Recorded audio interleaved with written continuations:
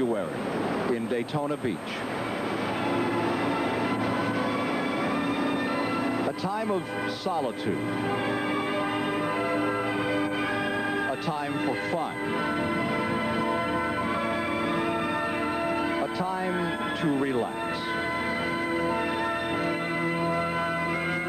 But in Daytona, most of all, February is a time for racing.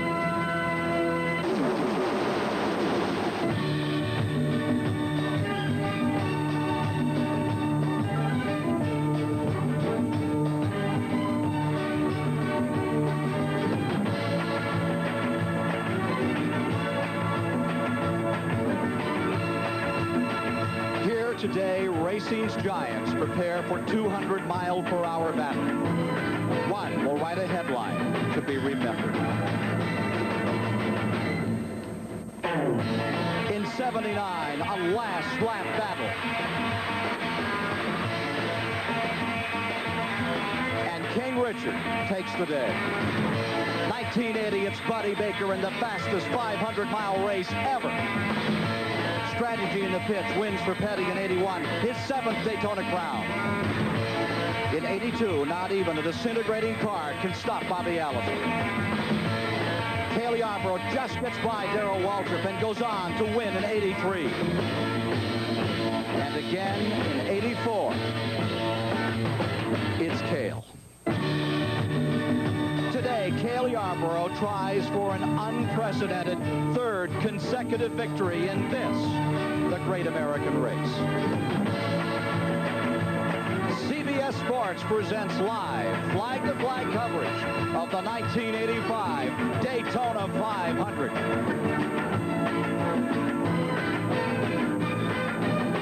It appears that a record crowd, perhaps some 150,000, have filled every seat, every nook and cranny of the infield to enjoy this, the Great American Race, on a glorious sunny day here in Daytona Beach, Florida. And good afternoon to you. I'm Ken Squire, your host for the 1985 Daytona 500. This is stock car racing, and stock car racing is America's own motorsport. This is its most important race. There's more money, there's more prestige, more glory here than in any other stock car race, and conversely, there's more demands, and it is so much more dangerous. Last year, danger was defined as turn 4. Bringing us up to date on that story, the editor-publisher of the National Speed Sport News, and our colleague, Chris Economaki.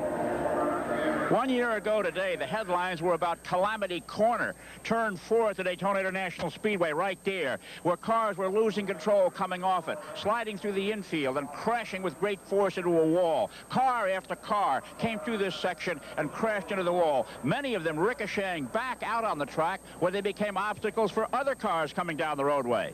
As soon as last year's race was over, the Speedway management took action. They built a double-thick, 8-foot concrete wall with dirt in between, and then laid down 15,000 square yards of asphalt here. The reason being that a car sliding on grass sometimes gains speed, where a car sliding on asphalt scrubs the speed off. And the few accidents have taken place this year that have seen cars hit this wall, they have not given it much more than a love tap. And as an interesting sidelight, the 15,000 square yards of asphalt you see here, you could put half of the nation's 1,200 Friday and Saturday night racetracks on it. Back to you, Ken. Well, thank you, Chris. With 16 cameras, 3 onboard cameras, the Goodyear blimp assisting, we'll try to bring you the speed, the story of the race. And we'll also try to give you some of the texture, the luster of this game. And that belongs to the people involved, the crews, the drivers themselves. They're like your next-door neighbors until they cinch up those seat belts. And one of the most famous is standing by on pit road right now with Mike Joy. Cale Yarborough, nobody has ever won this race 3 years in a row, and you've got a lot to overcome this week. A brand new car, an engine that tended to overheat on you early in the week. Have you got it all solved, and can you win this race today? Well, I wish I knew the answer to all those questions. We hope we have our problem solved. You know, it ran good for us in the 125 milers. And as far as winning the race, I think we have as good a shot at it as anybody. This Hardy Ford is running good for us, and Waddell and the entire team has put in a lot of long hours and hard work this week, and I think we got as good a shot as anybody. You're probably the best guy in this business when the money is on the line on the last lap, but you don't seem too loose walking around this morning. Any butterflies? Well, you know, we got the fastest field ever here at Daytona, and you're always uptight before this race. This is a big race, and I'm not real uptight. I just got a lot on my mind, I guess, probably like everybody else. But you know, nothing would suit me better than win this thing 3 times in a row, and I'm gonna give it my best shot. Bill Elliott ran away from the field in his qualifying race. You had to win yours with a last lap slingshot. Can you hang with him? Well, I don't know. You know, I haven't run with Bill all week since we've been down here. He was in one race, I was in the other. Every time we went out for practice, he was on one end of the racetrack and I was on the other. So I really don't know what's going to happen. We're going to know here in a few minutes. Well, the fastest driver in this field is right alongside the front row, standing with Chris Economaki. It has been written that this man, who looks like Huckleberry Finn, sounds like Gomer Pyle, drives like the Dukes of Hazzard. It's Bill Elliott, the fastest human being ever to turn the wheel of a stock car. Bill, you set a 205-mile-an-hour qualifying record. You won your qualifying race by more than 2 miles. If you do that today, you're going to lap the field 3 times. How hard are you going to go? Well, that's going to be hard to say. You know, there's a lot of other good cars. I only run against half the cars, and I think today will tell the story. There's too many cars left to run out there, and it's a 500-mile race. What about your personal feelings? People have been pestering you for autographs and everything. You said before that when you get in the car and alone, that's what you're waiting for. Well, I think the biggest thing I'm waiting for is to get the race underway. You know, once I strap in the car, I know I got a job to do, and I'll go out there and do my best and see how things turn out. Okay, good luck to you, Bill. And back to you, Ken Squire. All right, Chris, sharing our finish line vantage point here is the Trans Am champion of the past, David Hobbs, and the 2-time Grand National champion, winner of 50 Grand National races, Ned Jarrett. Ned, you were a factory driver for some time, and this year I think that's as much a story here as the drivers themselves. The days and the weeks leading up to this Daytona 500, we've seen the greatest confrontation between Ford and Chevrolet that we've seen in motorsports in a long while. Both have cars that were built with racing in mind, the sleek Thunderbirds and the Chevrolet Monte Carlo SS. Now, the Thunderbirds come into this race with somewhat of an upper hand because they won the qualifying, races, but Chevrolet hasn't given up, not by any means. And certainly we can't leave out the efforts of the Buick and the Pontiac and the Oldsmobiles. We have more factory influence here than I've ever seen, and I think that's going to make for one of the most interesting Daytona 500s ever. And with a car at 205 miles per hour on the pole and some other cars not nearly that quick, David, we can have some problems. Well, like Ned said, this is going to be a very interesting race, and of course we've got 7 cars that qualified at over 200, and the slowest car was 191, so that's a 14-mile-an-hour spread, which means that the front row, the fast guys, are going to be within traffic almost immediately. I'd say like 3 laps, they're going to be starting to pass lapped cars. This is always a dangerous time. The lap guys are driving pretty fast themselves, and it's difficult for them to settle down. The other thing that's going to make today's race interesting is the weather. All through this week, there's been a stiff breeze. The temperature's been down in the 40s, maybe the low 50s for some of their practice and qualifying. And bingo, here we are today, 75 to 80 degrees. This is going to make a lot of difference to the car setups. I spoke to Benny Parsons earlier, and he said it would make a tremendous difference to the cars. Cale Yarber's chief, Waddell Wilson, he wasn't so sure. He thought they'd got a handle, but I think it's going to be something that we're going to have to watch in this race, and I'm sure we'll see some chassis changes made during some of these early pit stops. Since 1959, the name on this race that has been most synonymous with victory lane has been Petty. And again this year, he is a serious contender. Chris Economaki is with him now.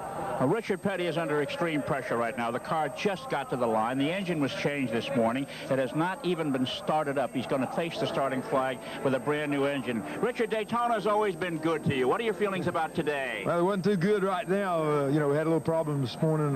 Had an oil pan leak and had to change engines, and boys just now got the car on the line. But we've won races from this position before, and from that standpoint, we feel like we're going to be in pretty good shape for all the practice and stuff we've done so far. But what about going with an untried engine?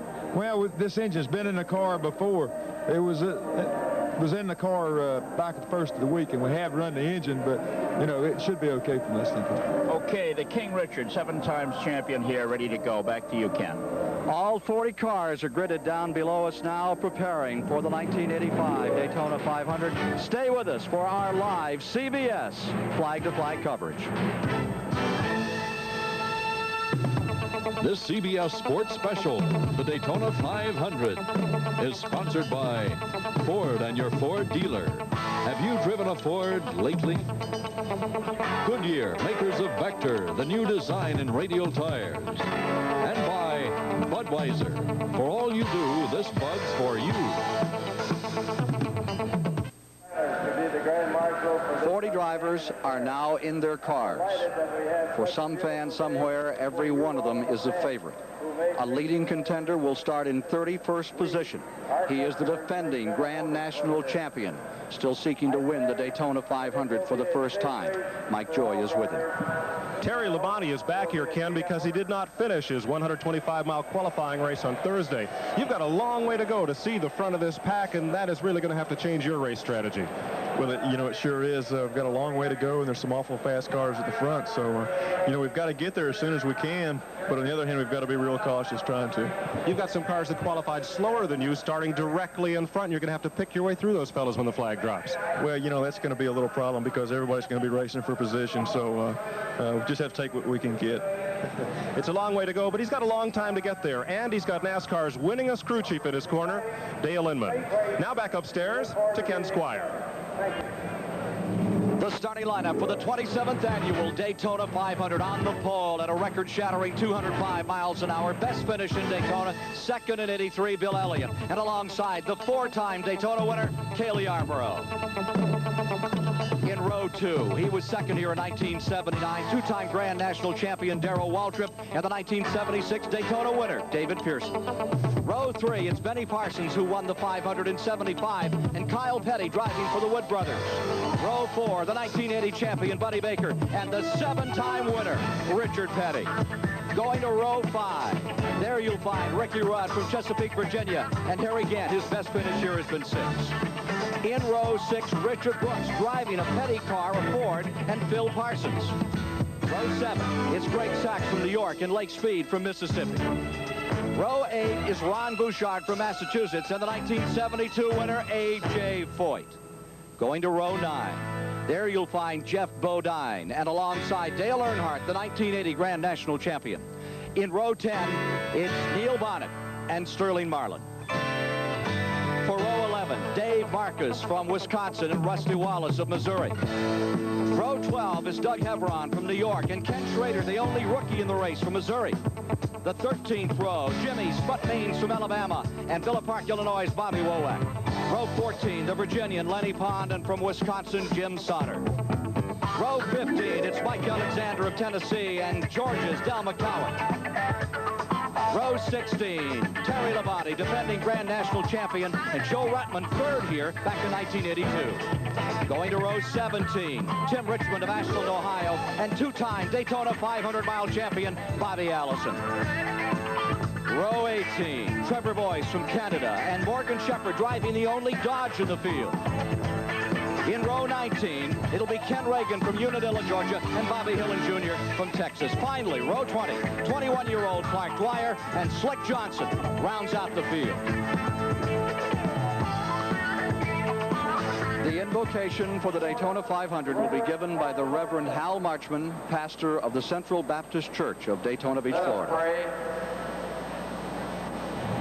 Almighty God and Father of all mankind, we thank you for the inspiration of this day that causes us to be up with people, because that's the way you have made us, to care about each other, to love each other, and to share our lives with each other. We thank you for the excitement of this day, and we thank you that we can all be still and know that you are God, and that you care about every area of our lives. So we invoke your blessings upon the drivers and the pit crews and the car owners and on the speedway and all who make this day possible. And we thank you that you let your presence be known by the power of your spirit in our human hearts. And we know that you love us and care for us. Amen.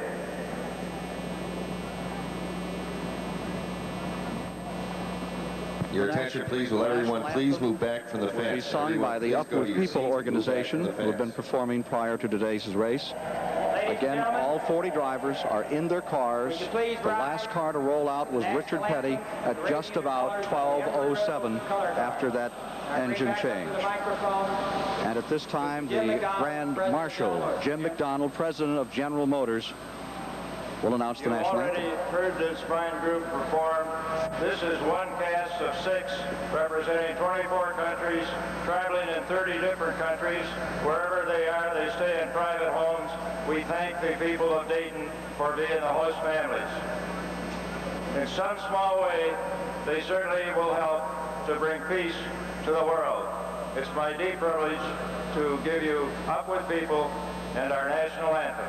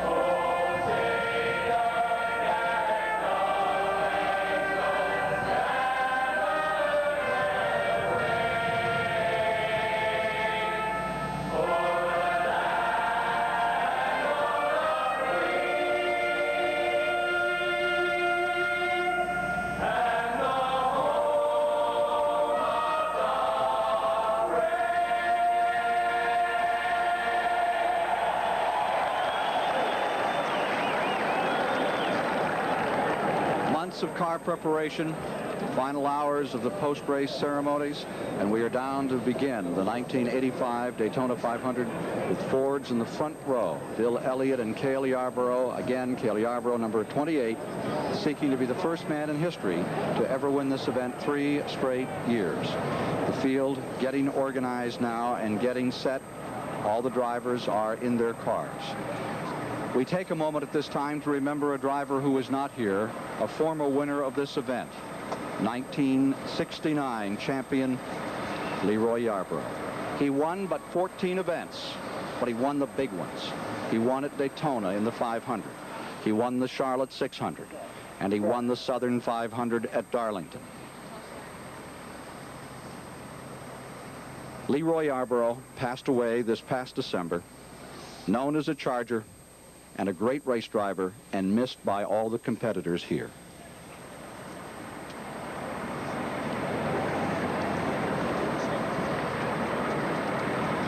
Approximately 30 seconds to the command to fire engines, and the battle will be enjoined in the Great American Race.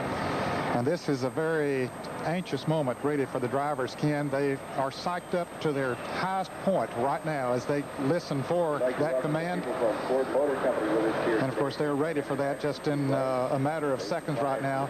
So many thousands of people here that are waiting that command, and, you know, the adrenaline is flowing. I think it's amazing how these NASCAR drivers can be so talkative right on the grid. Ladies and gentlemen, I'd like to direct your attention right down here to pit road to our Grand Marshal for this year's 27th running of the Daytona 500, Mr. Jim McDaniel. Jim McDaniel. Start now. Gentlemen, start your engines.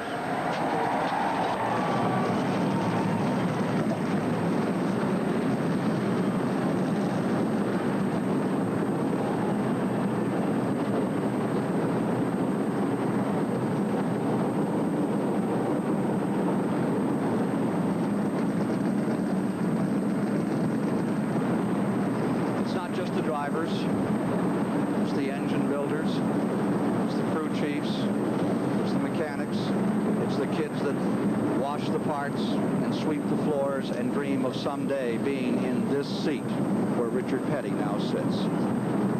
From the Goodyear Blimp Enterprise out of Pompano Beach, Florida, Captain Patrick Henry of Parsons, West Virginia, with CBS cameraman George Nader, will be giving us dramatic pictures high above this 2.5-mile facility. Waddell Wilson steps away from his creation, number 28. The car that for 6 straight years has been the fastest car here. Remember, one year it was the fastest car, but not on the pole, because on one lap it went 2:01, and the next lap won on its roof, and they had to requalify. Now you're in Richard Petty's car, the 7-time winner, and the master in the 125-mile qualifying races, looked as brilliant as ever. Yes, he did, Ken. I think he'll be a definite factor in this race today, even though his qualifying speed wasn't up to those two cars we see on the front row. He'll be in there. And now you see Benny Parsons, car number 55. Parsons' car, he the 1975 winner of this event, the 1973 Grand National Champion, cinched up and ready to give you a ride. Once in a while, have a chat with you. We'll chat with them under caution now and then, not while they're racing. Interesting that these drivers all request the same thing. They want to describe the start from inside their cars. They're trying to take our jobs. That's right, particularly Parsons. Bill Elliott, short on words, big on foot, determination and guts. And here they are rolling away. And now you're with Jeff Bodine. Now here's one of the Chargers. That's a go or blow situation in this race. Yeah, well, Jeff Bodine, of course, did extremely well here the other day. He won the Sportsman race. He qualified at a good speed in the 125 mile. He got left at the back when he had to make an unscheduled pit stop. But on his own, he pulled up through the field well, so he could be a strong threat today. No one is more determined than Jeff Bodine. Of course, you have 40 determined individuals down here, but they came on so strong at the end of the 1984 season. No matter how many years you followed racing, no matter how many events you've seen roll off the line, whether it's a quarter-mile track, half-mile dirt, or the Daytona Speedway, this is a moment. It is the moment, no question about it, Ken. I can even remember back 20 years ago when I was strapped into one of these things rolling off this line, and the same feeling seems to be generated right now as they roll down the line, even though, David, the money was not nearly as great back then as it is now. 150,000 people sharing that sensation as the field moves into turns 1 and 2. Back for the start in a moment.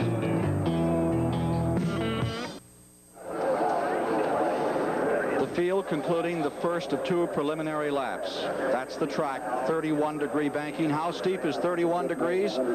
Ned Jarrett gave us an idea. Are you ready? We talk about the banking in the turns here at Daytona and how the drivers approach these turns. When you look at it here, it's 31 degrees. It looks almost as straight up and down as your living room wall. But when you go into it at 200 miles an hour, as most of these drivers do, it looks as flat as the floor. I took a car around the racetrack to demonstrate how the car does lean as it goes into the turn. But to dramatize how steep this banking is so the home viewer will get an opportunity to just see how the banking is, we'll roll that basketball up and you see it doesn't take long. But if you think that's speed coming down, watch me trying to go up. I tell you, it's a little tough trying to walk up these 31-degree banks. Maybe I'm out of shape. They say that you can put a car on here and the thing would tumble down. We aren't going to try that today. CBS's answer to Sir Edmund Hillary there. Good job, Jarrett. Let's talk to Richard Petty in car number 43. Richard, Ken Squire, do you read us? I read it loud and clear right now. How about it? All set to win your 8th one? Well, we're all set to get started anyway. We're hoping we have a good day. We're going to try it and see. How does the new motor feel, Richard? Any idea at all? I think we'll be okay on the motor. It's just a deal. We've got to run 500 miles and not have any trouble. If we do that, we'll be right close to it. This is a motor you've run before, right? Yeah, we've run a couple laps on this one before, so I'm not concerned about the engine. There, I see your son right up there in front of you. Yeah, I see him up here. A bunch of others up there, too.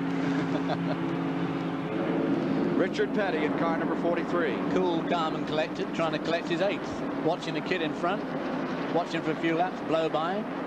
Easy. 88 Baker down on the inside. Baker with an Oldsmobile this year, his own team, alongside.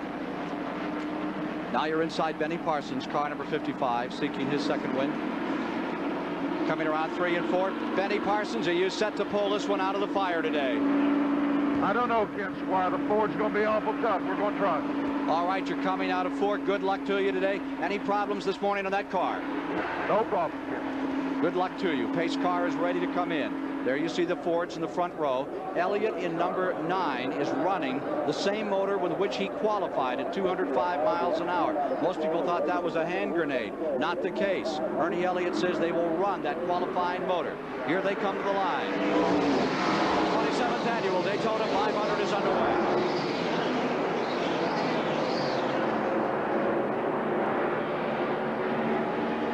Elliott on the brake.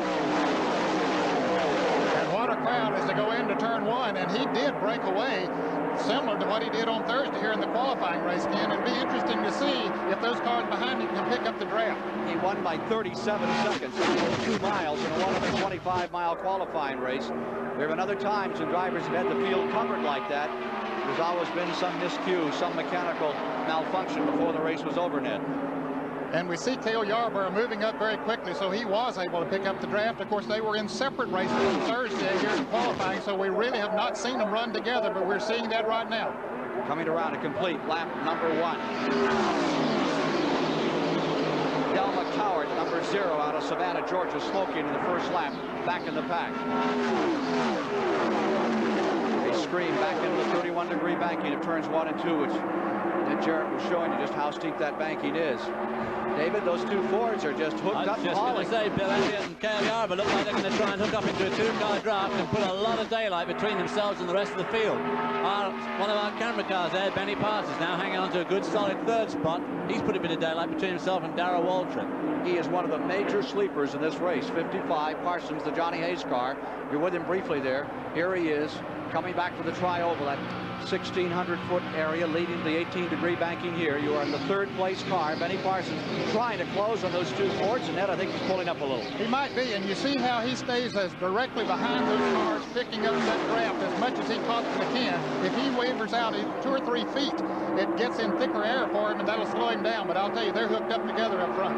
Well, this is the way that Bill Elliott's not going to want to see the last lap, just a few yards in front of Cale Yarborough. Here's Cale trying the inside. Yarborough. There's Del McCowart, number 0, smoking. He may be coming in. Yarborough goes into the lead. Cale Yarborough with the Waddell Wilson car. They had heating problems early in the week.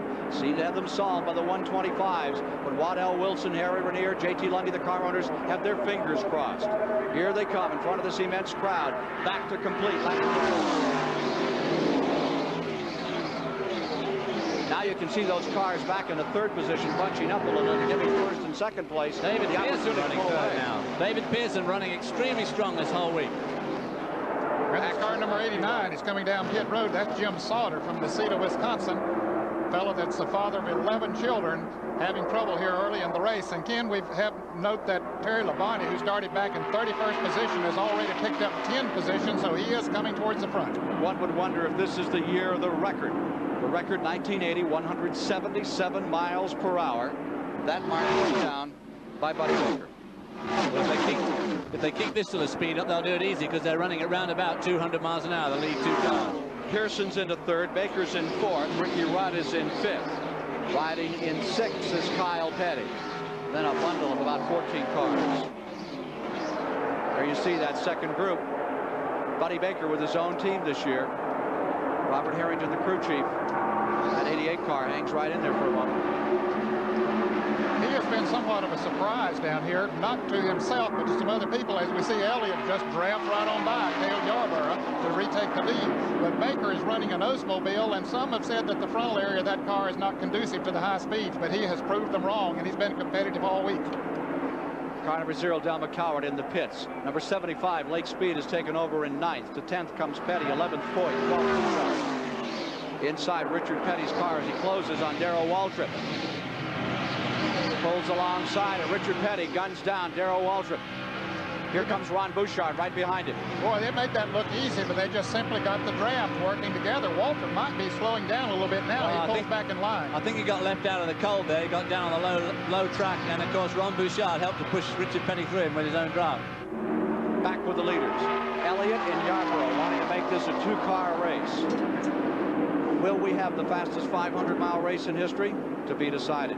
Here's Elliott and Yarborough certainly getting at the program. Yes, they are, Ken, and it's interesting that they've switched those positions a couple of times already this early in the race. That will keep them from running away from the field. But with the Cale's car in particular has had some overheating problems, and we wonder if they're needing to switch in order to keep the cars cool. Let's go down to Chris Economack in the pits. It's been said that in racing that luck is where preparation meets opportunity. I'm in national champion Terry Labonte's pit.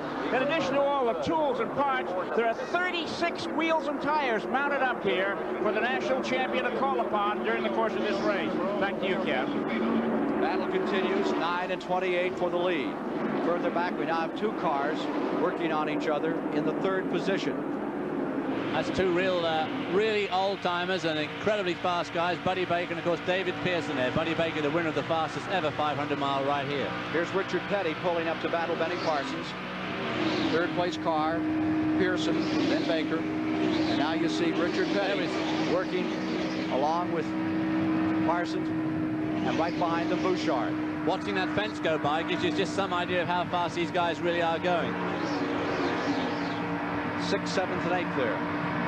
Richard Petty on his high line there, closing in on Benny Parsons. Probably going to slingshot by any second now. Or maybe he'll just draft a little bit to try to pick him up. Yeah. No, he's going to try it on the outside. He had a notion on the inside, then moves the other way. That's Richard Petty. Not going to quite make move it. on Parsons.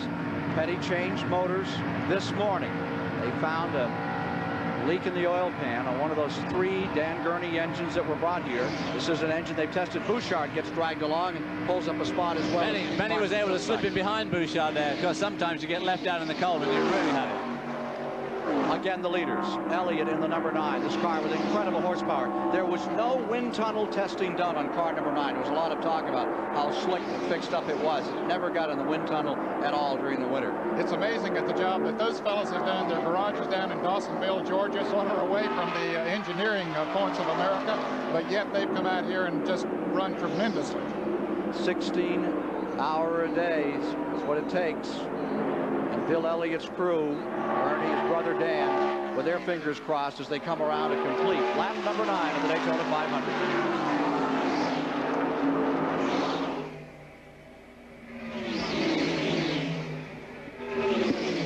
No. Nope.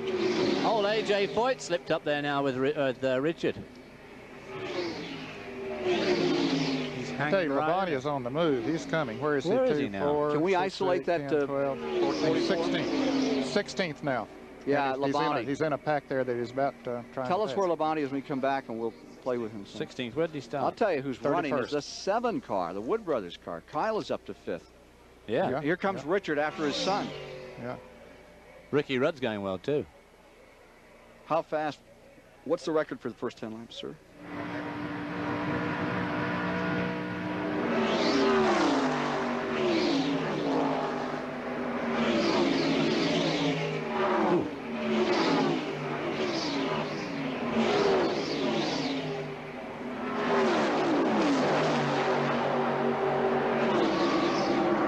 There he moved into 14th.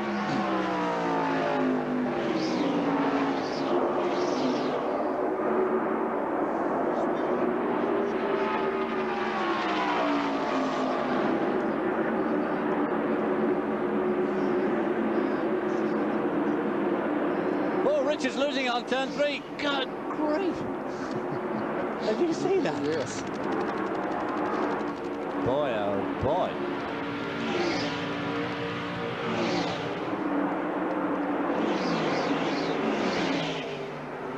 Phil Parsons.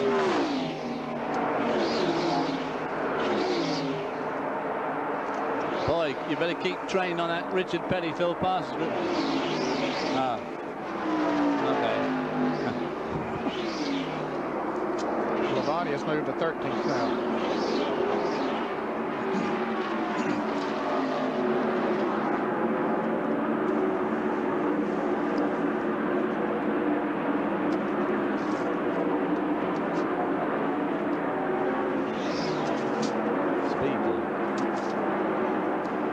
Ford Blitzkrieg continues here in our live coverage of the Daytona 500 as Bill Elliott and Cale Yarborough have those Thunderbirds fly. David Pearson, meanwhile, maintains the 3rd position overall of the field. Just moments ago, Richard Petty almost had the car go right into the corner, all the way to the wall in the east banking of the track. He was able to gather it up. He lost a couple of positions. On the move is Terry Labonte. Now you're inside Richard Petty's car, number 43, as he's trying to clamber back up through the standings. His son Kyle is running very well in 5th overall. And a car that is really making a move now, Ken, is Terry Labonte, the Grand National Champion. He started back in 31st place. He's already moved up to 13th. So he really has that car number 44 on the move. Dale Earnhardt in the car number 3 is hooked on to him as he came by, but you can see him now moving up on Harry Gant in car number 33. 13 laps now complete. Mike Joy is with Watto Wilson. When the green flag dropped, Waddell, it was a question if anybody could run with Bill Elliott. You folks have answered that. Well, it's still early, and Cale hasn't said anything, but he's been able to keep up, and he's been able to pass him. But Bill is still an awful strong race car. What did you do to solve the overheating problem you had earlier in the week? Well, we had to go back and drill some holes through the block and heads and the head gasket and trying to get the waters, you know, out of the block where the heat was at. Let's go down pit road to Chris Economaki. Dale Inman, Terry Labonte's crew chief, standing here putting the watch on his driver. Terry Labonte has passed 17 cars in this race, which is now only 14 laps old. You passed 17 cars already, Dale. Is he asking too much of that car?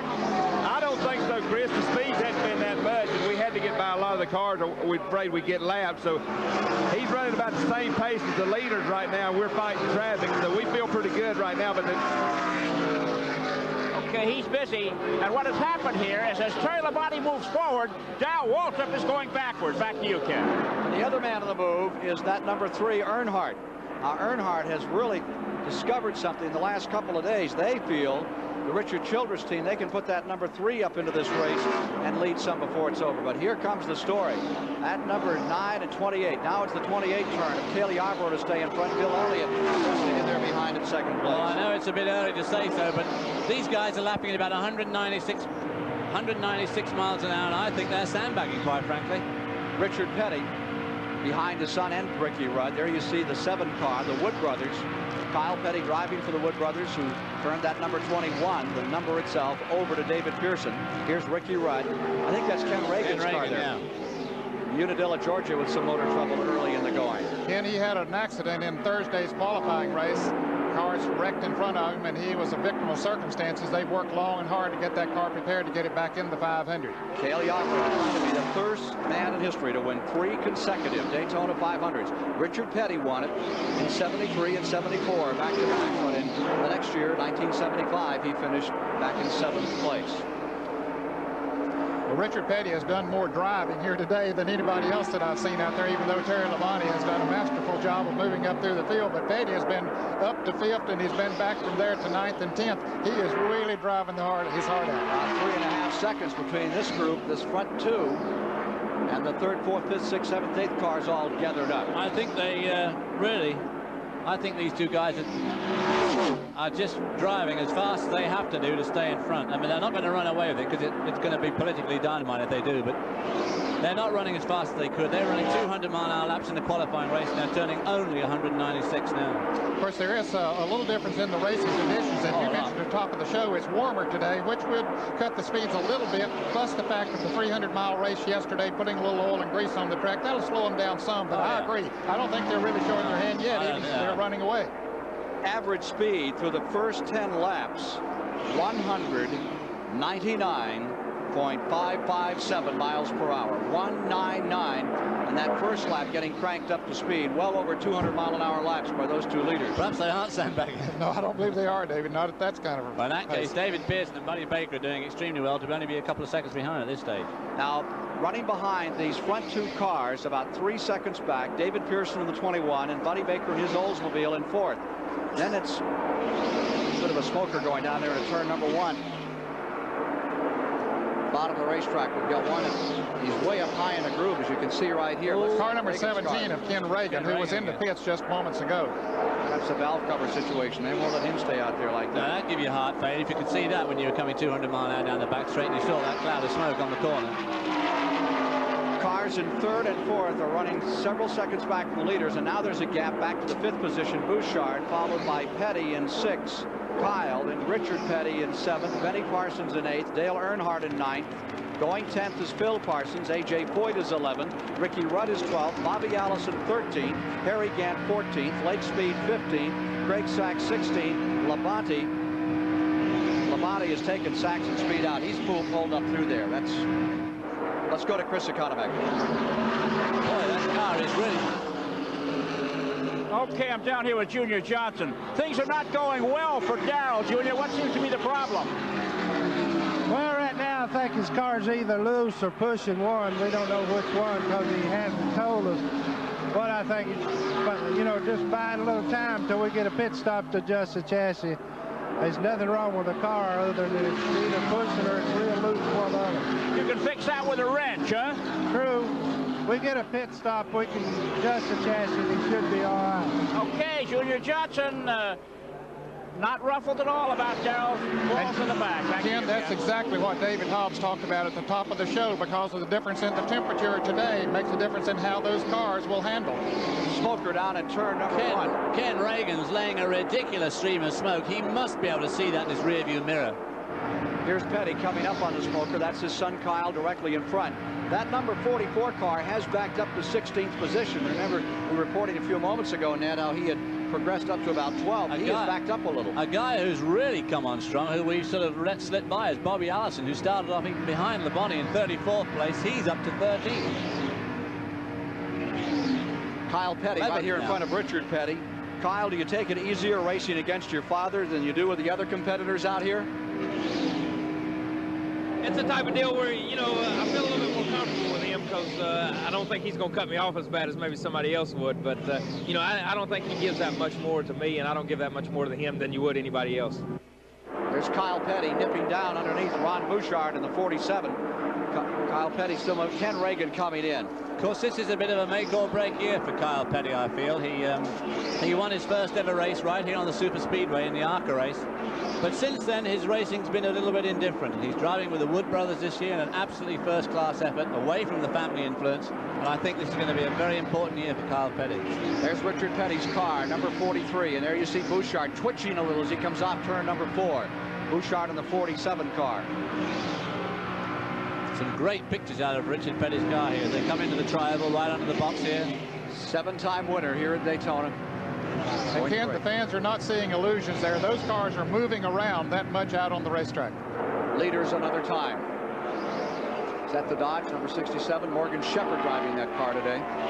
Buddy Arrington's car. Dodging out of the way. Cale Yarborough now stays first. Bill Elliott maintaining the second position. David Pearson third. Buddy Baker in fourth. We'll be back with more of the Daytona 500 after this commercial message and a word from your local station.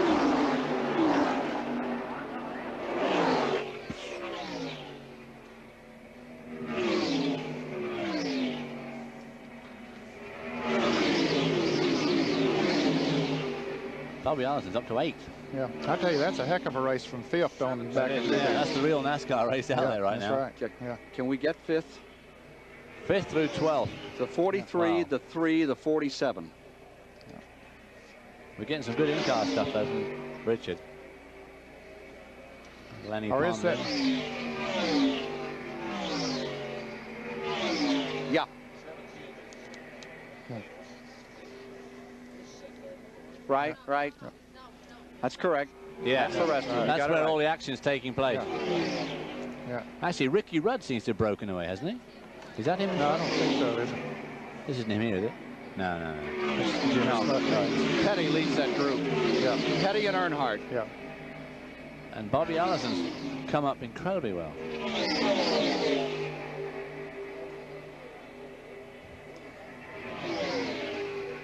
It's going to be a short 500. I can't believe that's going to last like that. Gosh. Can't believe it. Another 15 laps, they'll be looking for pit stop.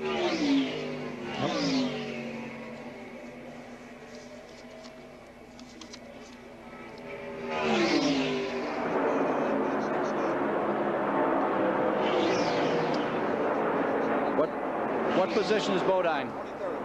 23rd.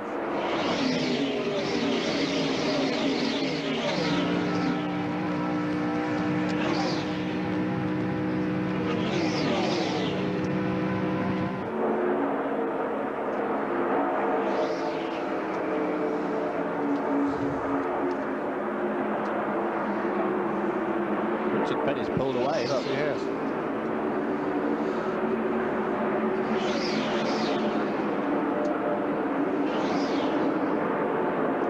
Let's have a look at the back of Richard Petty's car if you can, because he's...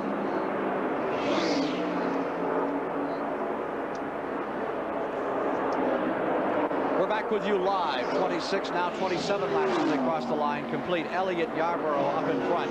They continue to spin off the lead, swapping back and forth. And these two Ford Thunderbirds back in that rest of the race. The third position is Pearson. Fourth position's Baker. They stay together. But the real story is back in fifth. Actually, Richard Petty has pulled away a little in fifth, and you're looking at sixth place here. And from Richard Petty's car, you look back at the sixth position.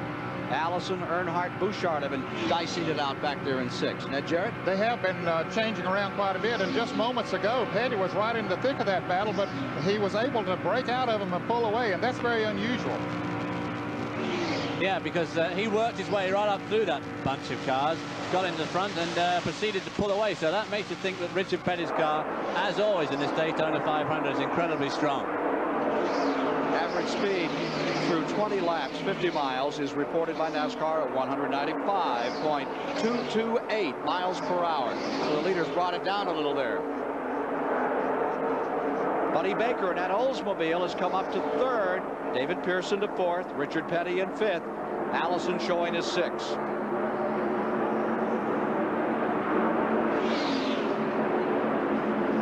Here they are, off four.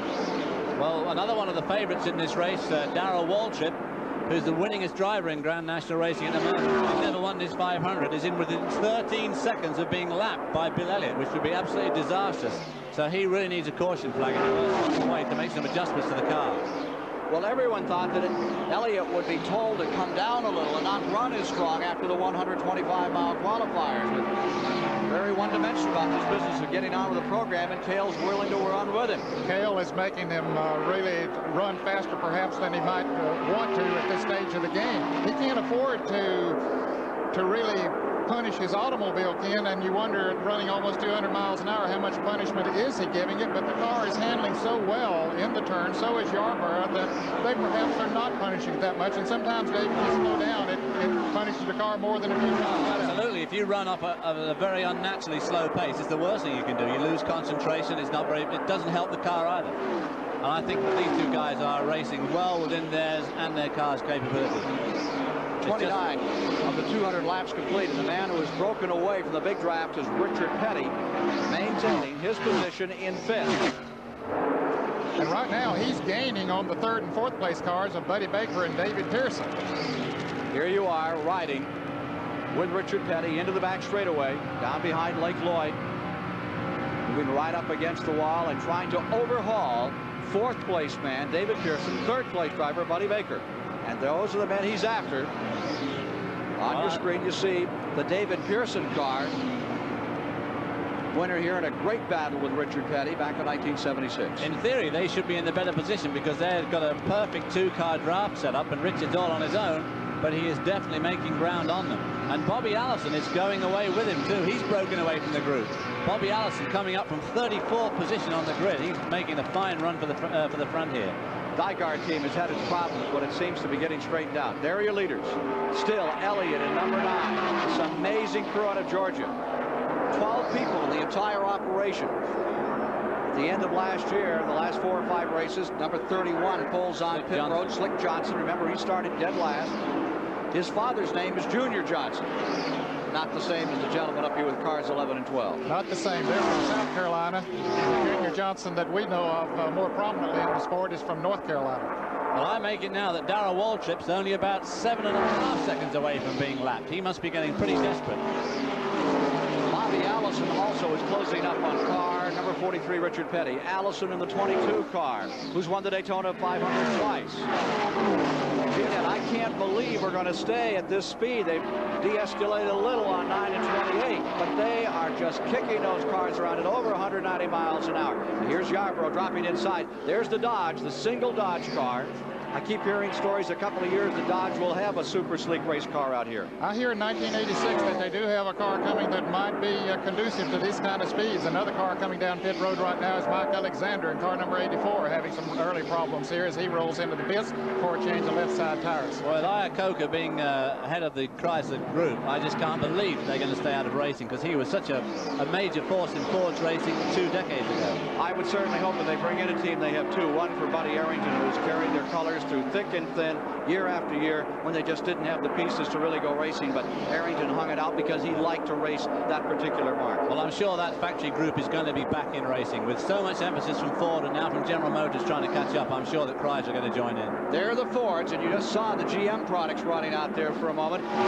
David Pearson settles in with his Chevrolet and Buddy Baker with his Oldsmobile as the battle continues here in the 27th annual Daytona 500. Records are just being splattered and shattered by these two men. Number 9, now there is Schrader in the Junie Donlevy Ford. Great midget, great USAC stock car driver, sprint car driver getting overhauled. The only rookie in the race, Schrader, getting lapped by Bill Elliott.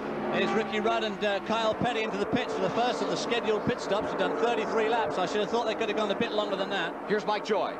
This will be a scheduled pit stop. You see a little bit of paint on the left side of Kyle's car where he made contact with somebody's white paint job. Right side tires and fuel, that's standard on a first green flag pit stop. Leonard Wood hops around the car and Kyle is away. Leonard Wood nearly got run over. That was a 13.5-second pit stop. Quite a long stop, but not too bad. Car number 28 coming out of pit road. Cale Yarborough, one of those leaders. Also in is Tim Richmond's number 27. Ken Schrader is pitting. As we're up to a pit stop time in the race. Everybody changing right side rubber as well as putting fuel on board. That mechanic had a little trouble getting the right front off of Cale Yarborough's car. That cost him an extra second or so. Buddy Baker's overshot his pits. He's going to have to go around. He's not allowed to back up in pit lane, but he is. Well, he's backing it up there, but that's going to cost him a lot of extra time as Cale Yarborough goes. Let's go to Chris Economac. It now develops that the Fords are not getting the mileage the Chevrolet and the other GM cars are getting. The first cars to stop for fuel have been the Fords, and this could be a factor as this race unfolds. Back to you. Of course, a couple of the Chevrolets have been in it. We see David Pearson going out here. Jeff Bodine, who won yesterday's Sportsman 300, taking on fuel, and of course the right side tires on his car. As most of those, we'll see them change because nowadays they can change the tires as quickly as they can add 20 gallons of gasoline. There you are with Jeff Bodine, who's been running just a little off the pace here in the Harry Hyde prepared car, coming back on the track another time. Here's Cale Yarborough in the backstretch. Pit stops, the order of the day. There's Bill Elliott's number 9. As matters stand, NASCAR scoring reports Elliott first, Richard Petty in second. There's Rusty Wallace getting lapped. 1984 Rookie of the Year, driving for Cliff Stewart. And here's Elliott coming in. He got some fair range on that car. He's run 35 laps. Ken, they have really worked on that. It has been said for a couple of years, and in fact it's been proven that the Fords didn't get the gas mileage that the General Motors car did, but Bill Elliott and his brothers went to work on that, and towards the end of 1984 they were getting at least as good a gas mileage as the General Motors car.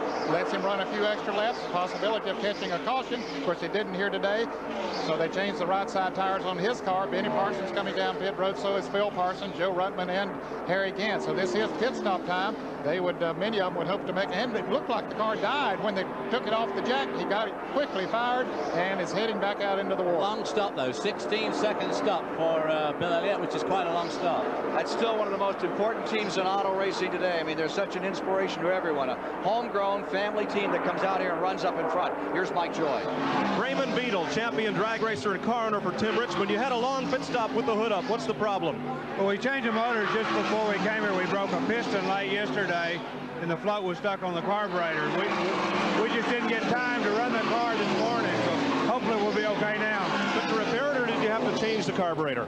No, we just shook it loose and it came through. The fuel pressure is okay. Raymond Beadle. The man who's getting the range, 43, Richard Petty. He's still out here. Now remember, once up on the east banking, Richard Petty went all the way to the wall in turns 3 and 4. Well, he's giving some sort of a signal there now, Ken. Apparently he's about to come into the pits. He was just waving to one of the drivers that he passed there and said, okay, everything's all right. Let's see if Petty will pit here. You can hear it decelerating. I think he's headed for pit road. Richard Petty, number 43. He saw it gear down. He put it into third gear. Now he's coming back into second gear. That helps to slow the car down as he hits the flat coming off of that steep banking. Boy, you can come off of there and get yourself in trouble. Of course, he's done it many times. Ready on your watches. Petty in for his pit stop. No one's done it more. He's left the car in first gear.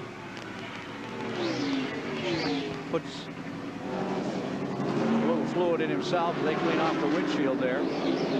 Usually takes a bite on that rag. There it is in his mouth. Just about exactly the same as Bill Elliott's pit stop. There he is going out right behind Ron Bouchard. Pulling by Bouchard. They're going to race a drag race down pit road. I wouldn't want to be the guy holding the stop-and-go flag out on the end of that one, Ed. No, they're just racing side by side. As you see, Petty changing the gears. Now he's in third gear, about to shift back to fourth. He'll run it up to about 7,500 RPMs. Now back to fourth gear.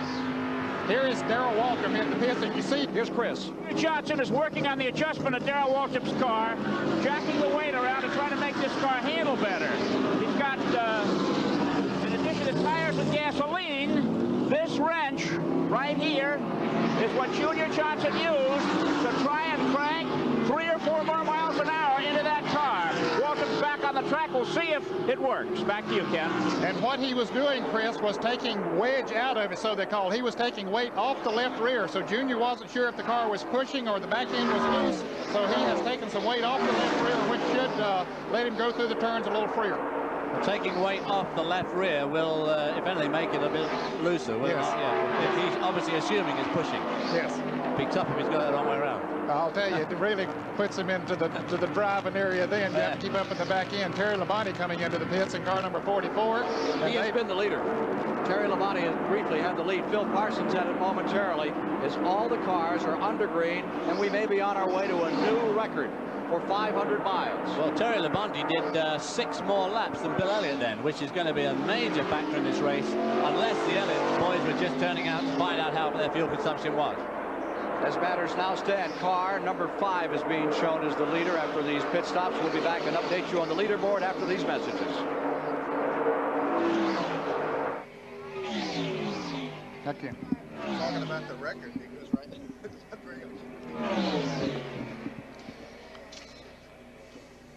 That can't be right, the car number 5. No. Now they're changed. Well, no, they're not. That can't be Years right. down so far, it can't be right. That can't be right. Why is the leaderboard so off? Yeah, that's not right. Cale's in the lead. But 5 is almost a lap down. He can't lead. No. No. He's not leading. He's not leading. He's made a no pit way. stop. Yeah. You're right. That sounds right. A lot better than we got. 28.9. 28.9.743. 28.9.743, please. 28.9 are right back together where they were. 28.9.9.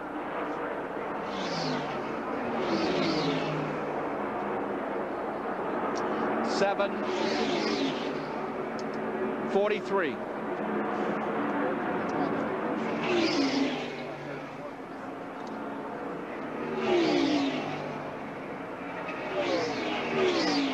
Waltrip has been left.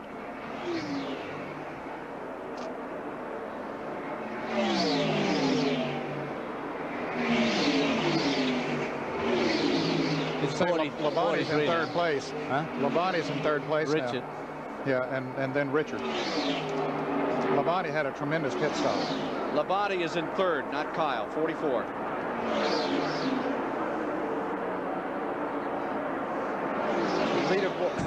Labonte is third now. then 43. Well, now Labonte's slowing down. I think Richard's in third. Yeah, Richard is now. Labonte slowed down. Yeah? Well, a little bit. Now he's picked back up. But Richard's in third now. When they came by here a moment ago, it was the other way.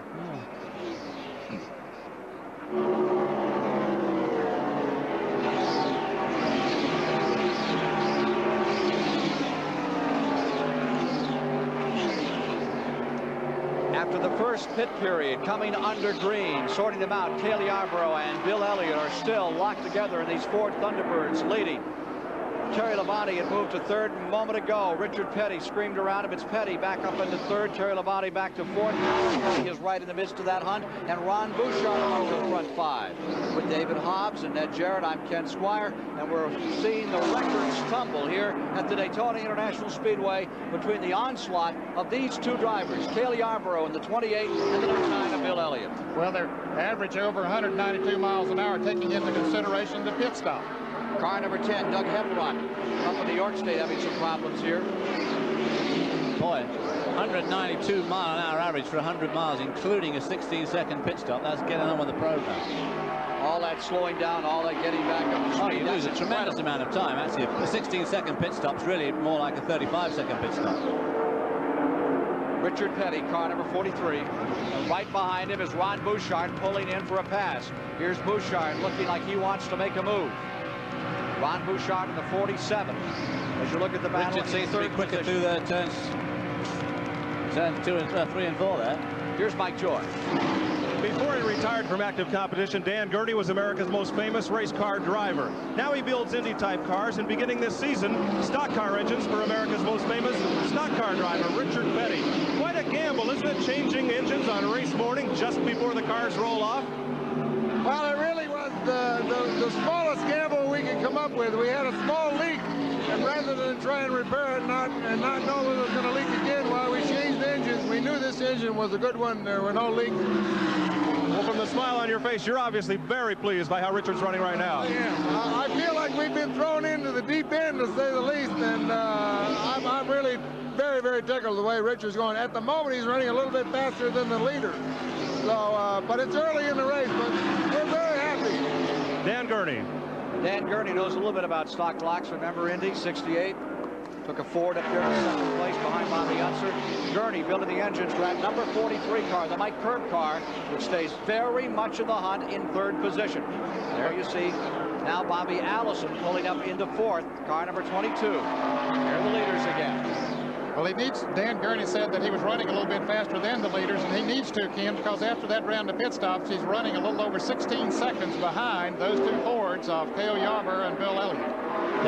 Their speeds have dropped a little bit. They're down to a mere cruise of 193 odd miles an hour, so maybe the heat's affecting them. And here's Ron Bouchard coming Something to miss on Bouchard at number 47, the Jack Beebe car. Looks like a flat tire, and it left rear tire flat. Number 47, Bouchard, comes on to pit road. This happening at while they're working the 48th lap. I can't believe we haven't had more engines. Of course, the weather is perfect out here, Ned. An absolute perfect day, no question about it. We see a crack in Richard Petty's windshield, and that could become a problem. There's a tremendous amount of pressure on the windshields at the speeds that they run here. We'll keep an eye on it and see if it does get worse as time goes by. To give you an idea of the pressure on the windshields, the other day when A.J. Foyt spun in the IROC race, his windshield flew out and went right over the top of the grandstand. They're the leaders. Cale Yarborough holding that lead, looking for his 82nd career win, third in a row, consecutive wins in the Daytona 500. He's won here 4 times, starting back in '68. And now there's Bouchard's car. It was a little more than a flat tire on it. They have the hood up on it, trying to see if they can find out what the problem is. It looked like the car was just coasting into the pits. Maybe the ignition or something went out on it. It looked like it was a bit down on the left rear, but obviously it's the engine. Bobby, here's Mike Joy. What's the problem with Ron's car? Ignition problem. We think maybe the coil might have quit on it. They're working down the area of the distributor, trying to get Bouchard's car refired. He's flipping the toggle, trying to get it to crank, and it won't. They continue to work on it here on pit road. Drawing away from the field at record-shattering speed, Cale Yarborough and Bill Elliott. Huckleberry just holds on at second place. From the Goodyear blimp, you see the leaders fighting it out on the 31-degree banking. The world center of speed. More in a moment.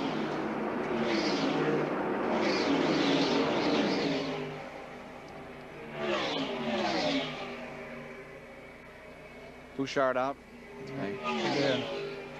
Where's the 43 and 22? Just over here, up there, coming off turn 2 now. And they are about... Bobby Fishman.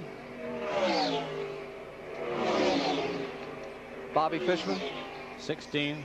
43 and 22. 16 seconds down on the lead. Okay, great. Thank you. It's the last time we went this long without a caution.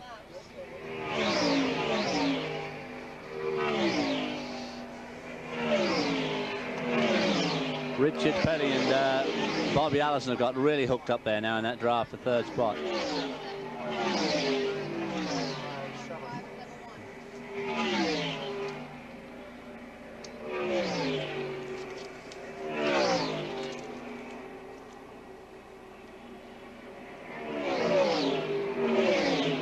Is that a new record?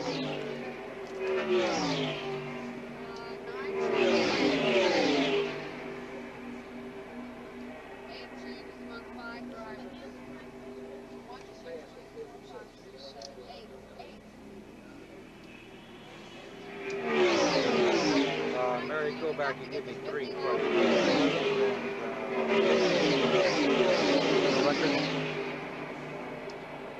Record. Find me an old record. Ask press box.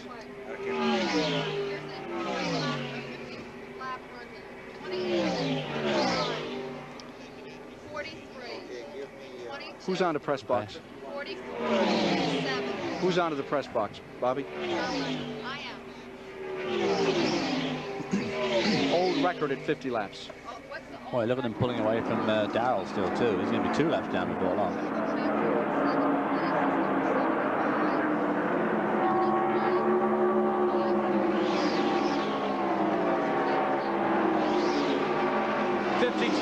Of the 200 laps have been completed in the 1985 Daytona 500, and at the 50 lap 125-mile mark, these leaders are averaging 191.571 miles per hour.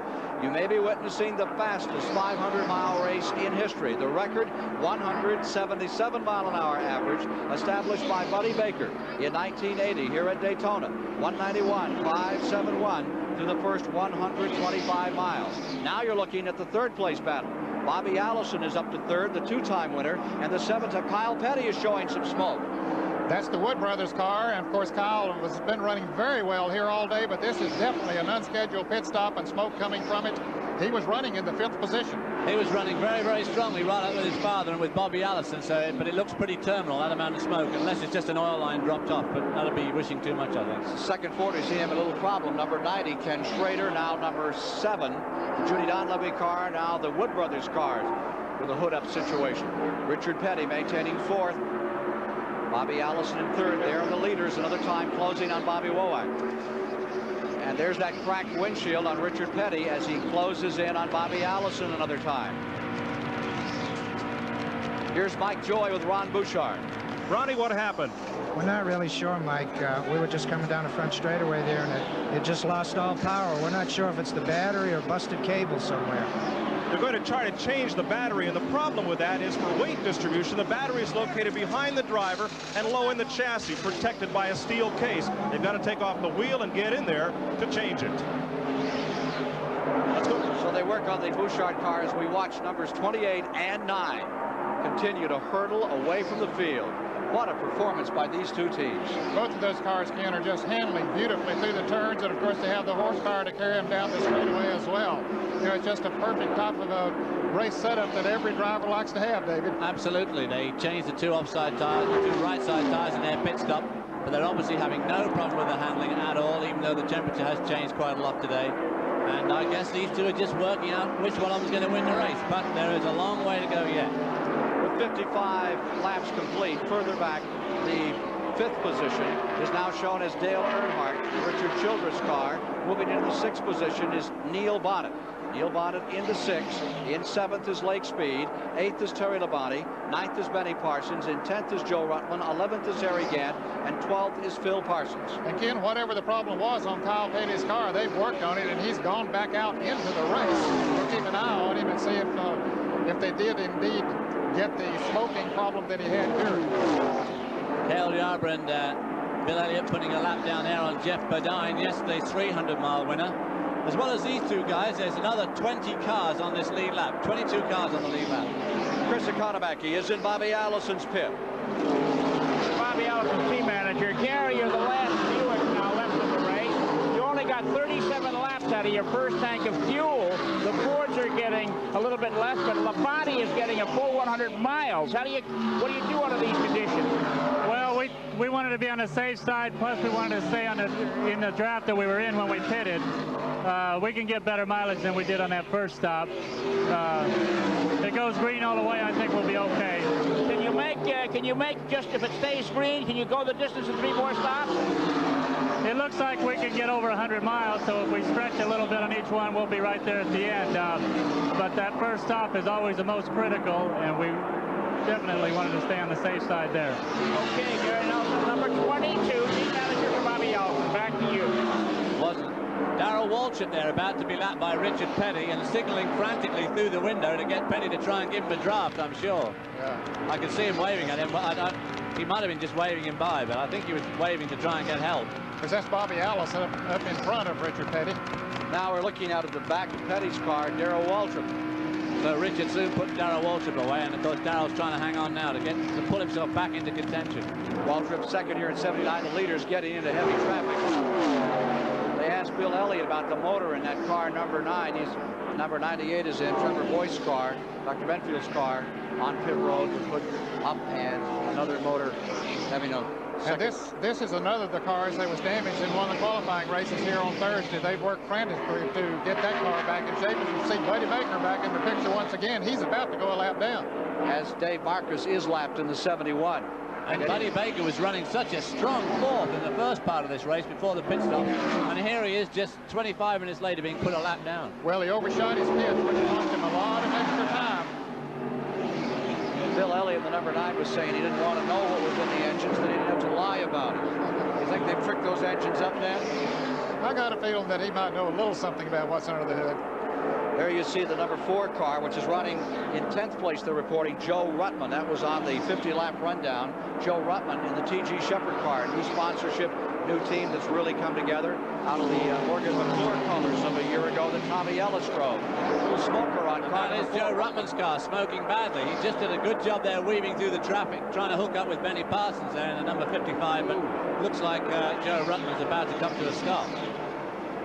He wisely points that car up towards the banking. Apparently he saw the smoke coming from it, and he wanted to get it as close to the bank as he could in case the engine erupts and puts the oil out from under him. You're better off to be close to that oil if she does turn loose with you. That's right. Back with the leaders another time as Joe Ruttman tries to get his car around the track and back into the pit area. Cale Yarborough stays up in front. Looks like he just might do it. Win 3 in a row. Become the first man to do so. And they're going to give Kyle Petty the black flag. He's leaking fluid. Elliott goes for the lead another time. Bill Elliott back in front. Remember, he's only won 4 Grand National races. Well, what an impressive racer. What an impressive human being he is. He certainly is. He is an all-American boy, no question about it. Very determined, very quiet, shy, but he can flat drive that race car. A lot of smoke out of car number 7, Kyle Petty's car, going into turn number 1. They had a black flag out for him, and the indicating board is on for Kyle Petty, who'll have to bring it on in. And car number 4, Joe Ruttman, finished 3rd here in 82. That car is off its feed as well. Elliott first, Yarborough second, Allison third. Petty remains in 4th. The Harold Kinder, they're on the flag stand overlooking procedures here. Now Buddy Baker's going to want to try and hang on to these 2 lead cars and keep right within touch, which he seemed to be capable of early on, because if they throw another caution flag, it would give him a slight chance to unlap himself, coming to the line, which of course would give him his lap back. Here's Cale Yarborough down on the inside as 88 Baker goes blowing by him. That car is slowed down. Cale Yarborough is slowing up. Yarborough is out of it, down into the first turn. He's out of the throttle. Here he is slowing down, coming to turn number 1. You saw Baker scoot by him. Definitely something is amiss in that car. We reported that in all of the practice and the qualifying, he was having overheating problems. In the clash last Sunday, he had overheating problems, but then he ran the full 125-mile race. Thought they had that problem cured, but there is something wrong, whether that's it or not. You can see him weaving the car back and forth again. I don't know what that means. It's almost like he's looking to pick up fuel. 62 laps have been completed. Cale Yarborough. Now there's the lonely leader, Bill Elliott, in car number 9. And they are a lonesome team. They don't work with anyone else. Ford would like to have them share things among the 4 teams. The Elliots will have no part of that. Here's Cale Yarborough coming onto pit road. Been running up in front all day. Joe Ruttman is also on pit road right now with the number 4 car. Well, Yarborough does not go into the garage area. He stays out. They're changing the right side tire, so apparently he had a flat tire, and that's why he was weaving. He couldn't help it. The tire was low. Of course, they have interliners on these tires, which would let him get back to the pits. This will put Petty into 2nd. Move Bobby Allison up to 3rd. And Yarborough having a little trouble getting restarted. Apparently the car choked. Let's go to Mike Joy in the pits. Well, the car has stalled, Ned. They're pushing it down pit road. Cale tried to pull out. He popped the clutch, and the car stalled. They can't get it refired. Still pushing. Cale pops the clutch again, and it does not catch, and they've lost about half a lap. They're 1 lap down now. The J.T. Lundy, Harry Ranier car being pushed back to 6-man power out of 600 horsepower.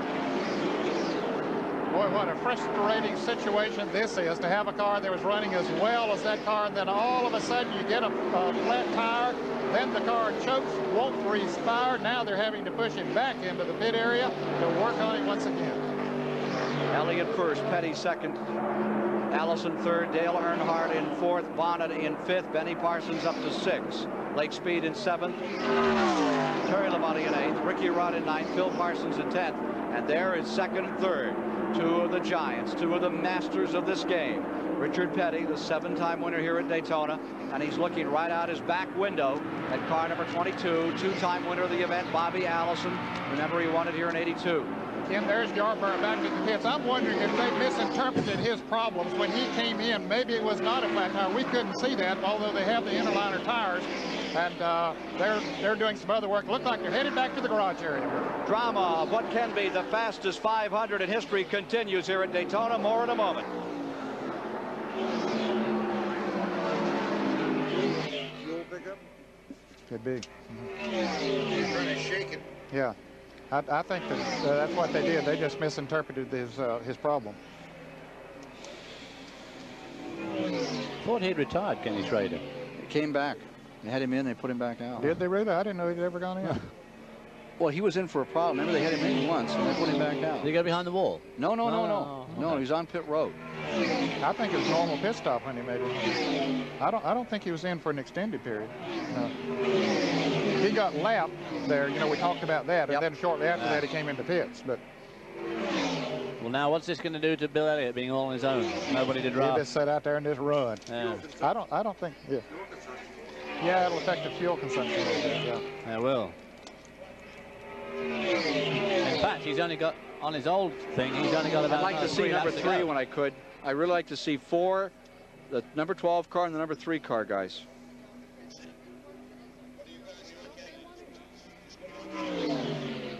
What do we have for leaders? 9, 43, 22, 12, and number 3. Can we get any records? Elliott's got a 22-second lead right now. I think he's pulled out then on his own. 4 seconds. 5, 6 seconds. Yeah. Terry Labonte's in the pits. Keep on him. Oh, going behind the wall. Schedule, going behind the wall. Labonte's on it. Labonte at the TV tower. They're going to work on it. They quit working and pushing it back. There's Brooks in the Petty Enterprises car in the pits.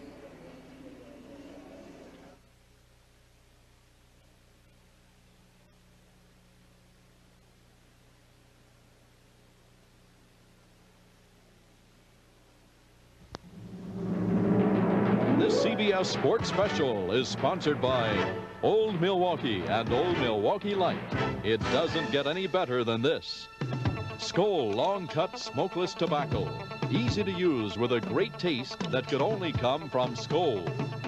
And by Pennzoil Motor Oil. Quality protection. 68 laps complete of the 200. Major developments. Let's go to Mike Joy. Cale Yarborough is in the garage, very unhappy to be standing here so early in this event. What happened? Well, I don't know. I guess we lost a cylinder. I thought we were out of gas, but something went wrong with the engine. Gave me no indication whatsoever, and it just locked up on us on that pit stop.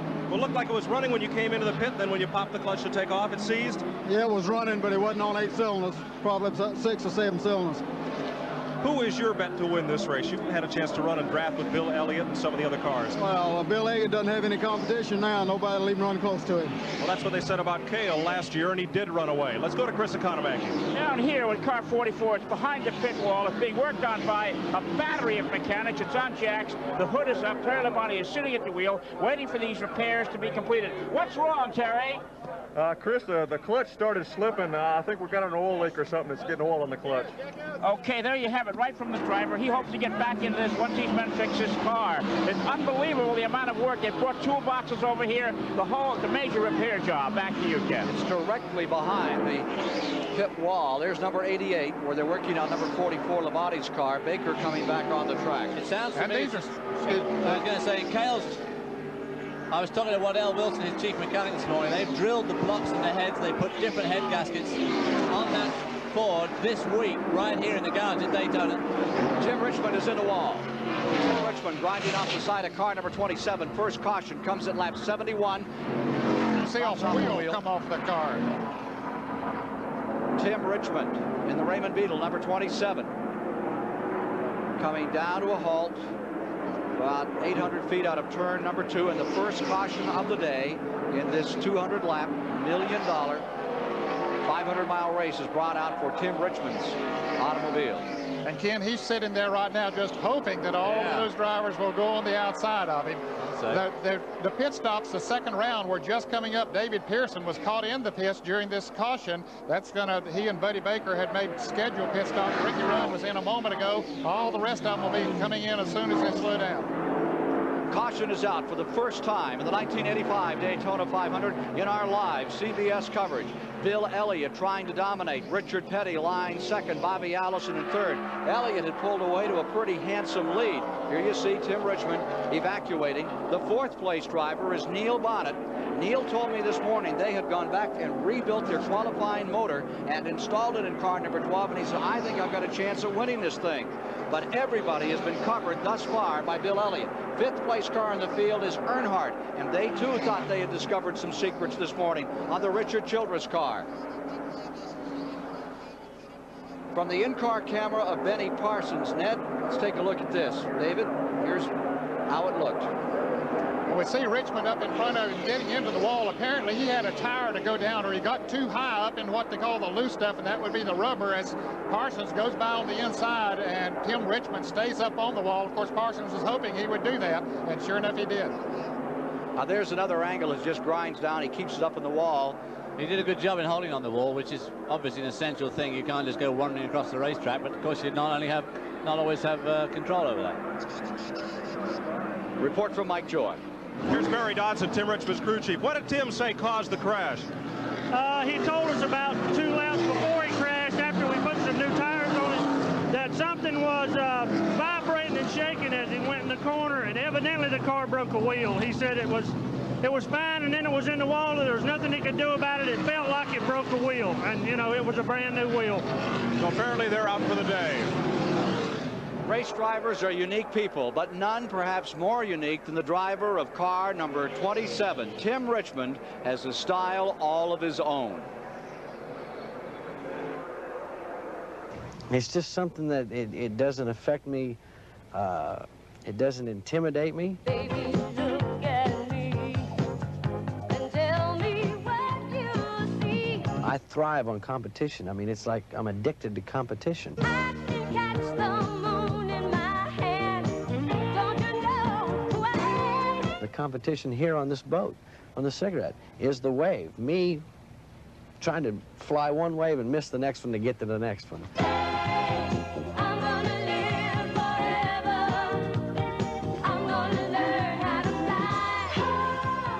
Tim Richmond knows only one way to go, all out. His lifestyle is, to say the least, different from the other Grand National drivers, even his home, a yacht at Fort Lauderdale. Race cars and boats, they go fast, but in a boat, you've got the ocean that conducts business the way it wants to. Fire on Richard Petty's car number 43 on pit road. A fire on Richard Petty's car number 43. It is caught on fire, leaving our feature for a moment. Problems for the King here today.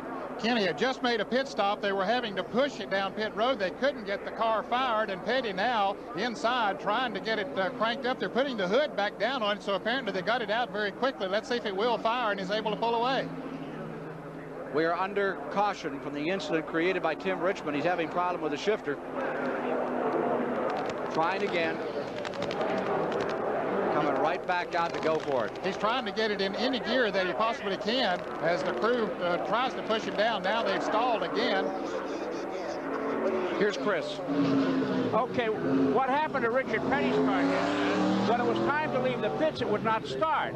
So the crew members were pushing it, and the still wouldn't start. So one of the crew members got a spray can of ether, and that helped the car start. And he sprayed under the hood with ether, and the ether caught fire. Now the engine is running, and it's being brought back because some damage apparently has been done under the hood. A tough break for King Richard here. Now there's a replay. And there's where they're spraying the ether in down that. They have a little tube that goes down into the carburetor so that it will help it fire quickly once again. But of course it caught on fire this time, and now they have that gear shift problem as they're pushing him back down pit road. You can see Petty still trying to get the car in some sort of a gear as they push him backwards. Tim Richmond being brought in. We saw him get out of that car a little bit earlier, climb up on the sand bank that separates the racetrack from Lake Lloyd here at the Daytona Speedway. But once the records got there, he decided to crawl back in and ride back to the garage area. Richard Petty's car resting back on pit road, being administered to not many people around it now. Anytime you have an accident like Tim Richmond, the best thing is to get away from the car as quickly and as far away as possible. Well, let's pick up that feature about Tim Richmond as we left off for that late breaking development here in the Petty story. Tim Richmond knows only one way to go, all out. His lifestyle is, to say the least, different from the other Grand National drivers, even his home, a yacht at Fort Lauderdale. Race cars and boats, they go fast, but in a boat, you've got the ocean that conducts business the way it wants to. It conducts the business of the boat and the driver in the boat. Compared to what the race car is, the driver is conducting the business with the racetrack and the race car. Keep it going now. Good. All right. Tim Richmond's daily training program is uniquely Tim Richmond. I'm not here for the women. I'm here to get Tim Richmond's body totally in shape and mentally in shape, which is going to help me on the racetrack and off the racetrack. And actually, you know, it probably is better for me in there with 30 girls, because if I start slowing down and they're still doing it as hard as they are, and I kind of start giving up a little bit, you know, it keeps me going, because I don't want to look bad in front of them. Diet. You've changed your diet. I've changed it 180 degrees. Brown rice with raisins and bananas in the morning. I come back after my workout. I'll have some steamed potatoes, broccoli, onions, peppers, whatever. And in the evening, just spaghetti noodles, and that's it. You put the nutrition and the exercise together, and you're right there. It is a different life than other stock car racers, and it bears the special stamp of Tim Richmond. I do like some of the nicer things of life. I could just as well live in a tent someplace, but I'd rather, if I had the money, to live on some yacht someplace and have maybe a Learjet. I don't have that yet, but I'm working for it. I'm gonna make it to heaven. Light up the sky like a flame. I'm gonna live forever. Baby, remember my name. Remember. Tim Richmond coming out of the Daytona 500. Gave it his best shot. Richard Petty, meanwhile, is coming back on the track at number 43. And he lost several laps during the caution period, at least 2 laps. But thank goodness that problem happened under caution. Of course, he wouldn't have been in the pits had there not been a caution. All the drivers made made pit stops during this caution period. They went under the hood of both Darrell Waltrip and Harry Gant's car, making adjustments on those cars, and we're about ready to go back racing. Well, of course, if that had been a pit stop under the green, Richard Petty would have lost about 9 laps there. Richard Petty, they're reporting, only has 4th gear. Locked up in 4th gear. The record that is kept here at Daytona for 50 laps, the old record was 1983. Richard Petty at 188.917 miles per hour.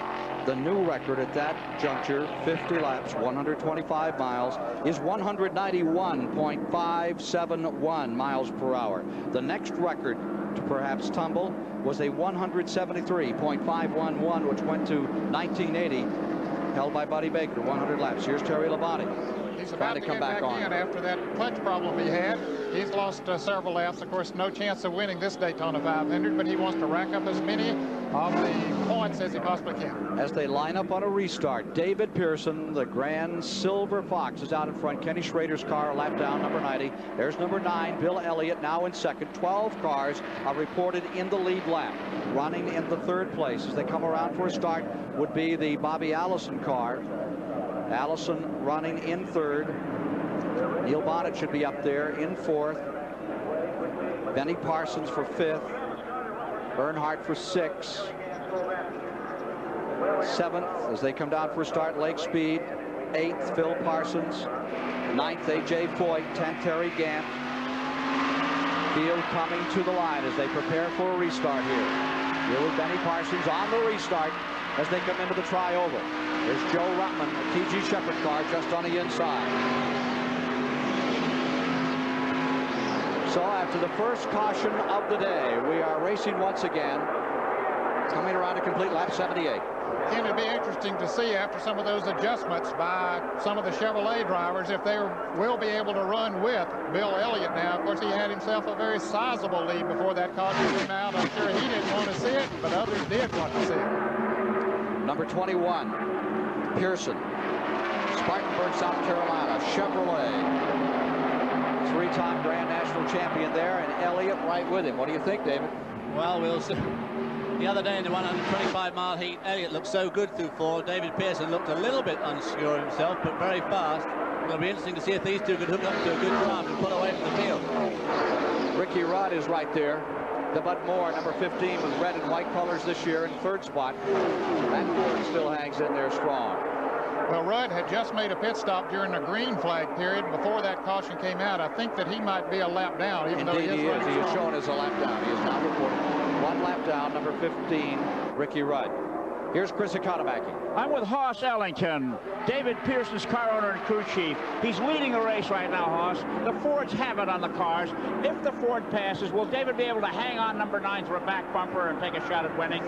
I hope so, Chris. You know, Billy is awful strong. You know, he's been strong all week. But I believe when we get stretched out, we can run one. Right now, I think they say we might be a lap down. And, you know, 'cause we got a four-tire change a while ago, and the caution car brought us in the pit. Okay, now Elliott just passed David. Elliott just went into the lead. David's now second. Did you make any adjustments on the car that would make it better? Oh, yeah, we made some adjustments, Chris, but I just hope it does good with that Chattanooga Chevrolet. I tell you, you know, Elliott's awful strong still, but we're going to maybe give him a run for the money. Okie doke, and now down pit road to Mike Joy in the Elliott pit. Bernie Elliott's waiting for his car to come by. Things look to be going just about to plan for you folks. Yeah, everything's going pretty good right now. Car's running good. You know, we're trying to be careful, stay out of trouble. Well, now, this isn't like Thursday's race when he ran off and hit from the crowd, but it looks like he's able to get the lead whenever he wants it. Well, I wouldn't really say that, you know. I didn't, you know, I don't think everybody figured all along it might be a runaway, but I never really felt that way. Do you have to try to keep him in check and keep him from running away from the field? Well, not really. You know, it's a little bit different today than it was Thursday. You know, we got a little bit more wind to contend with. It makes the car handle a little bit worse. And, you know, everybody's starting to get their cars dialed in pretty good now. And, you know, it's just, I think it's just a matter of time today. You know, everybody gets adjusted up. It's not going to be as easy as it looks. Bernie Elliott. And as soon as he finished saying that, then his brothers pulled out a 2.5 seconds in 1 lap. Ned, that Pearson car reported as being in the lead lap. When Elliott went by, he put him a lap down. Well, yes, he put him a lap down when he passed him. The second place car, Dale Earnhardt, is in the pits. He actually was running in second place. And to update the fans, the reason Pearson was a lap down, he was caught in the pits. We reported that when the caution came out. He was making a regular pit stop, so he went a lap down. Here's Dale Earnhardt and the car number 3, who had moved into the second position. Now that'll move Neil Bonnet up into the second position. So Earnhardt having his problems here in the Richard Childress car. Neil Bonnet, one of those guys that's always been a bit of a sleeper here. He and Terry Labonte were the 2 favored Chevrolet cars, and Neil Bonnet looks like, as this race unwinds, he's right there in a strong second spot. Elliott for first, Parsons in second. We'll be back with more live flag bringing the flag coverage of the 27th annual Daytona 500 after this word from your local stations.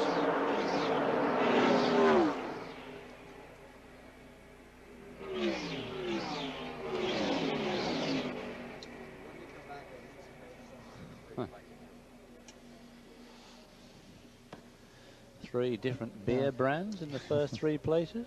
Yep. Followed by smokeless Buggy. All those vices right up there. Huh? 22 is slowing down. 22 is slowing down in turn 3. 22 way off in turn 3. That caused some problems. 22 now into 4. He done blowed up.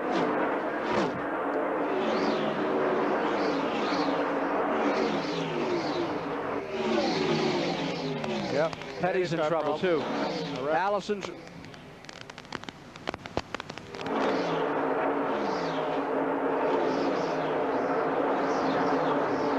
Heading for the garage. Boy.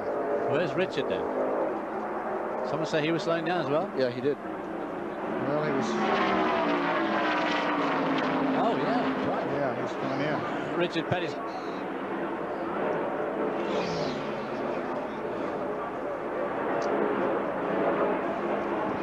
With 83 of 200 laps complete, the incredible pace of this Daytona 500 is catching up with some of the giants. Richard Petty looks like he's retiring. He's brought the car in, and Bobby Allison is on pit road and back to the garage area as well.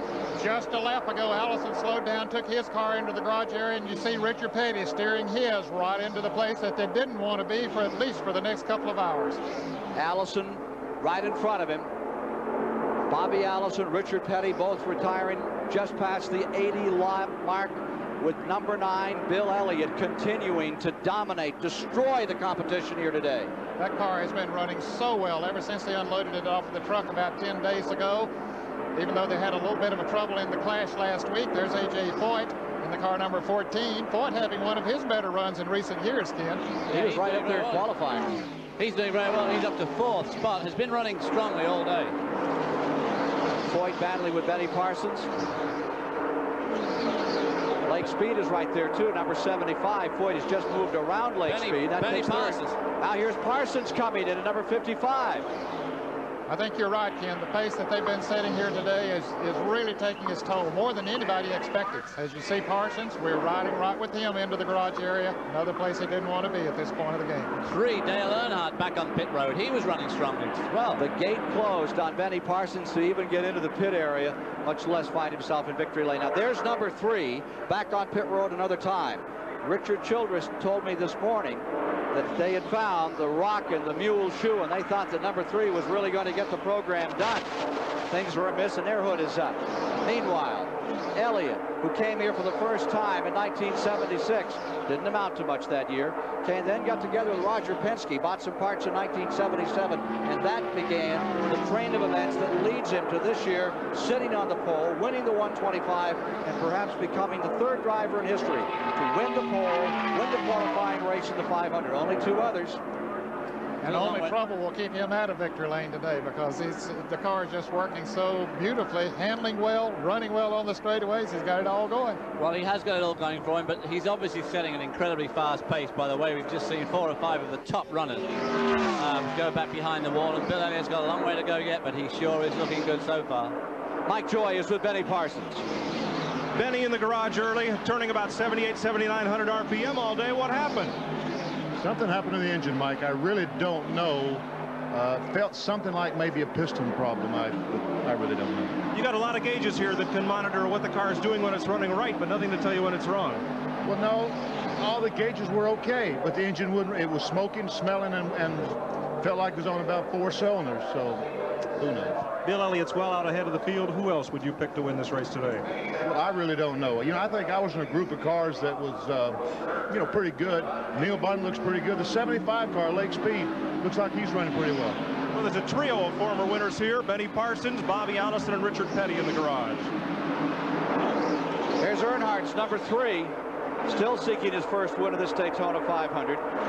1980 Grand National Champion after being Rookie of the Year in 1979. Dale Earnhardt retiring those blue and yellow colors, and Bill Elliott by his lonesome, all out in front, dominating the Daytona 500. And within a span of 10 laps, Ken, we saw 3 of the former Daytona 500 winners, Petty, Allison, and Parsons, go into the garage area, and then a former Grand National Champion, Dale Earnhardt, go into the garage area.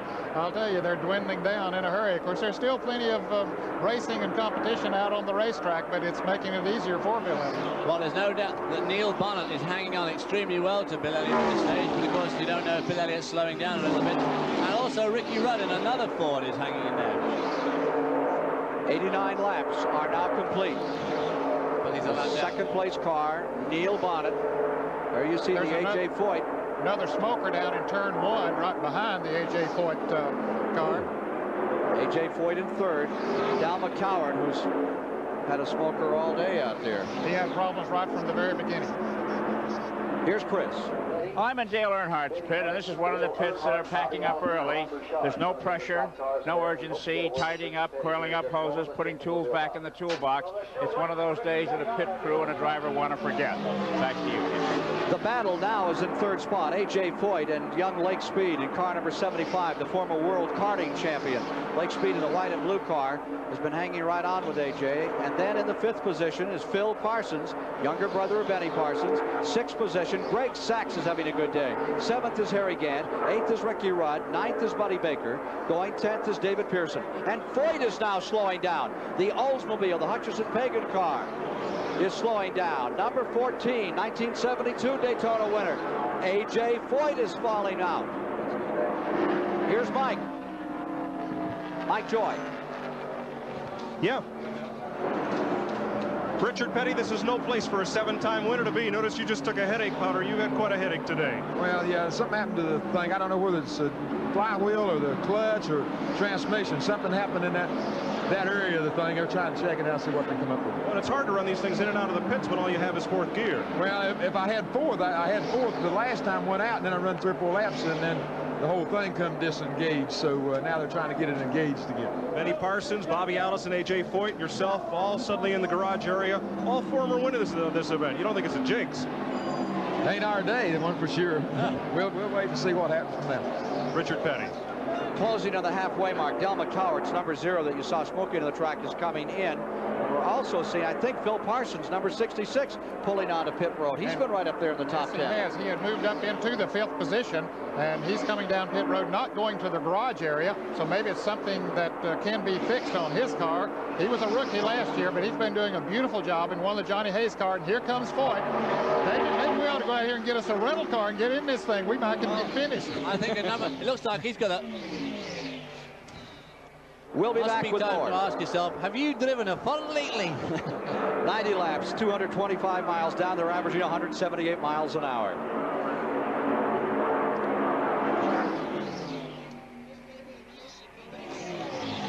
It could be.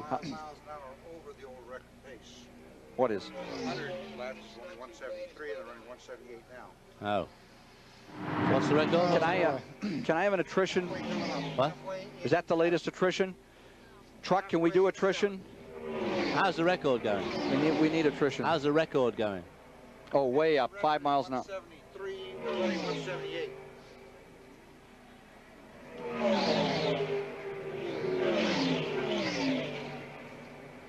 Okay, thank you. We have 12 cars out. What are you showing? 13 with Foyt. How many are in the lead? Petty's going to come back, you know. 5. 7. 5 in the lead lap. 6. 6 now. Is Rudd in the lead lap? I don't think so. No, he's not. I don't think he is. No, I said he was 3rd, but he's not. I think he's... He's left. Huh? He did now, but he was up there, but not now. Sure, that'd be 5 left in the lead lap. Yeah.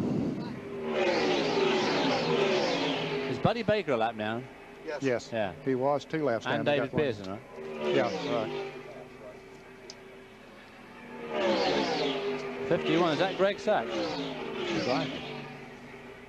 He's doing all right, he's 4th. Shouldn't you have Pearson on that board?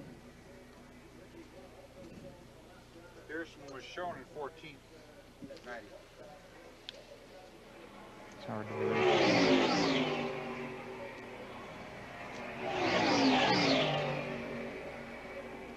He's not pulling away from Bonnet, you know, is he?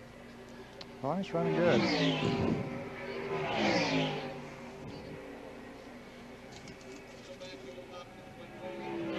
Where's the Goodyear blimp card? Where's the good? Okay, thank you. Thank you.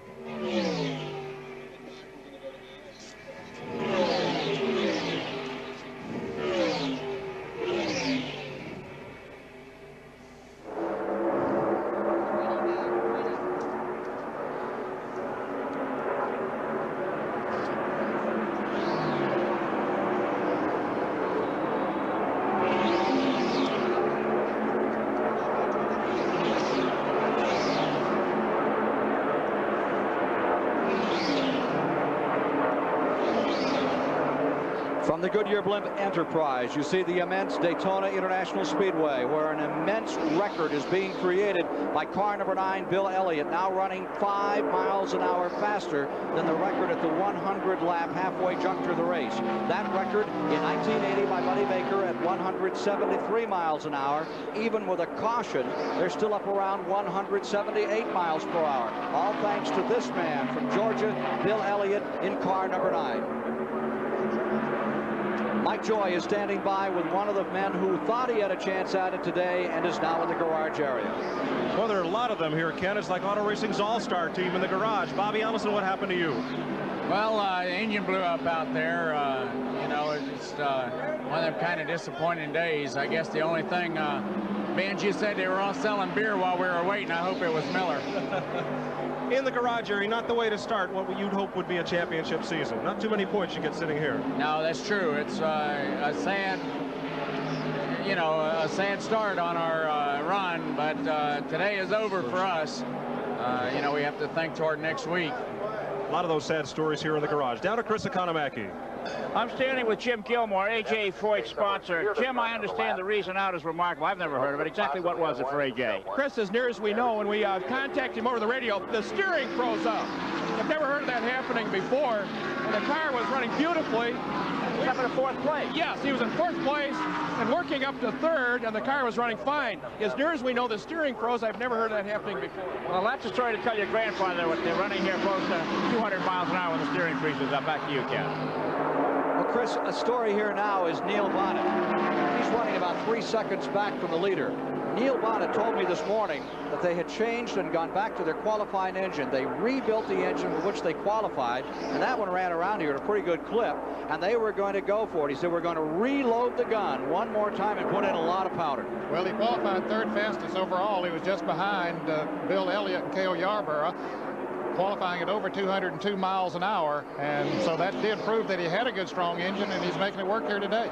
But a qualifying motor is not necessarily the hot tip for a 500-mile race. Well, normally it is, and because they will set it up a little bit looser than the inside than they would an engine that they would plan to run all day long.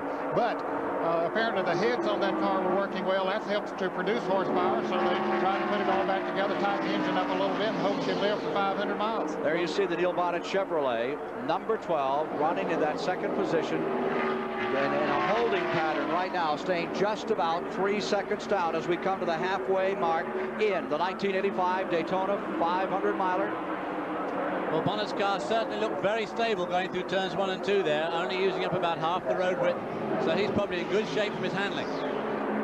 And here's Pearson in car number 21 having problems. A former Daytona 500 winner, another of them. Smoke coming up from that Haas Ellington car. So Pearson, it looks like it's going to be all for him today. All the gentlemen who have been champions here before, is this the year the dike breaks, the dam finally crumbles, and we have some new faces? It's been the Pearsons, the Yarboroughs, the Allisons, the Pettys to win this time after time. But this young man out in front, Bill Elliott, looks like he could score heavily today, and right behind him, Neil Bonnet, who's as good as you can get.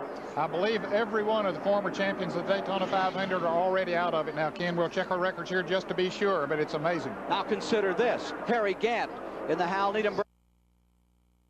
Harry Gant in the Hal Needham Burt Reynolds car finds himself up in third Lake Speed into 4th. Greg Sachs is in 5th. What a run by Greg Sachs today.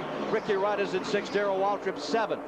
I wonder if being a new father has some effect on Darrell Waltrip. He won't be a new father, and this is interesting. I was talking to Stevie this morning. I said, when is the baby coming? She said, Rockingham in the fall. Oh.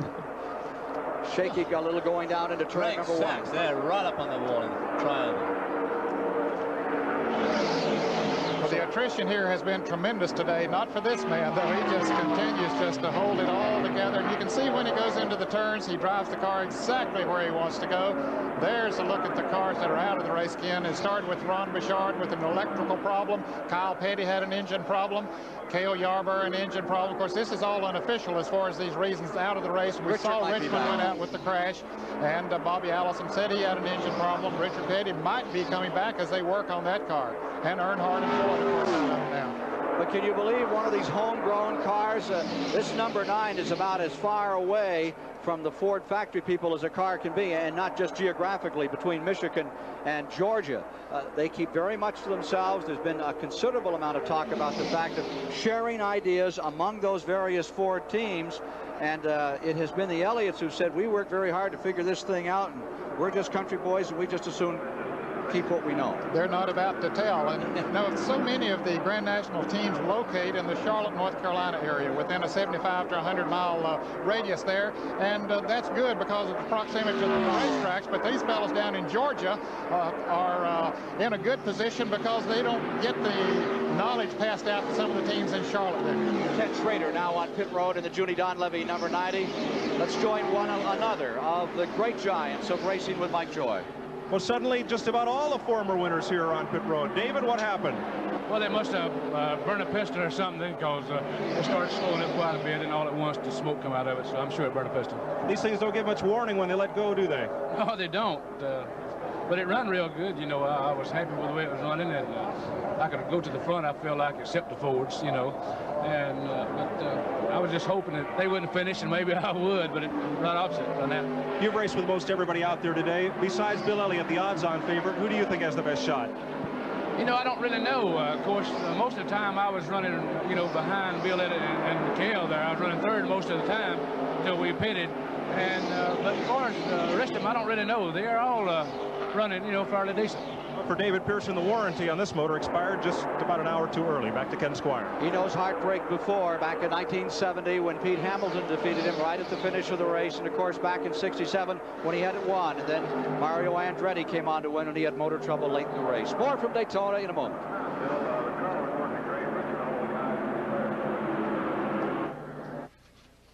Buddy Baker is the only former 500 champion that's still in the race. We had 1, 2, 3, 4, 5, 6, 7. Yeah.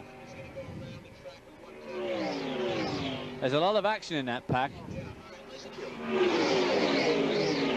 Lake Speed, Greg Sachs, Buddy Baker, they're all in stay there on Sachs.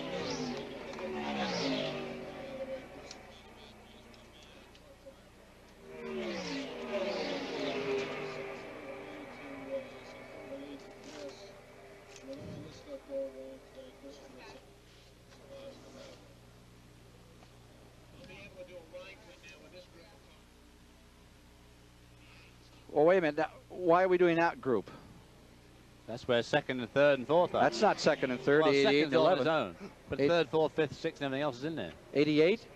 No, that's the wrong group right there. That's where they are in this group here. Right, but not on the screen. What's on the screen? Oh, I'm sorry. No.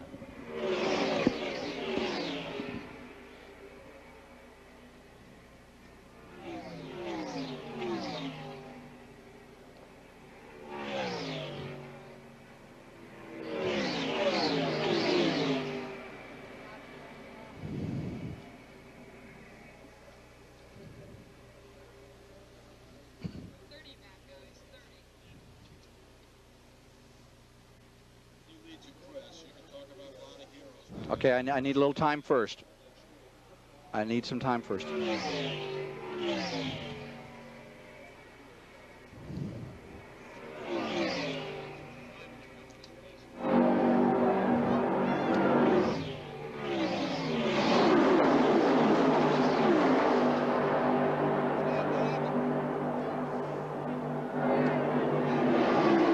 strangeness settles over the Daytona Speedway. As we get to the halfway point of the Daytona 500, we have a new record. An incredible mark, 179.712 miles per hour for this man, Bill Elliott, in car number 9. The old record was 173.551. And when you start splitting up records by 6 miles an hour, Ned, you're really getting with the program, and Elliott's coming on pit road. I would say this would be a scheduled pit stop for Bill Elliott. It's been about 95 miles since they made their last pit stop. Bonnet takes the lead.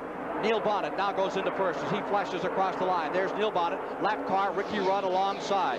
Bonnet now into the lead briefly, and it's pit road where the action is on car number 9, which is shattering all records in the history of this 27-year-old classic. They changed the right side tires and filled it up with gasoline, and he's already away. A good pit stop for Elliott, about 15 and 8/10 seconds. That's very good, and Neil Bonnet seemed to slow down to me on the back chute then when Ricky Rudd went by him and put himself back on the same lap as Neil Bonnet in second spot. So I would assume that Bonnet's probably going to come in this time. He seems to have slowed up quite a bit. Well, who do we have left of the old 500 winners here, Ned? There is only one in the field. Buddy Baker is still running. He's 1 lap down right now, showing in the top 10, but he is 1 lap off of the pace. But he's the only former champion of this race, and there were 7 of them at the beginning. Neil Bonnet's car just doesn't sound right to me. When it went underneath the start-finish line here, it didn't sound too healthy.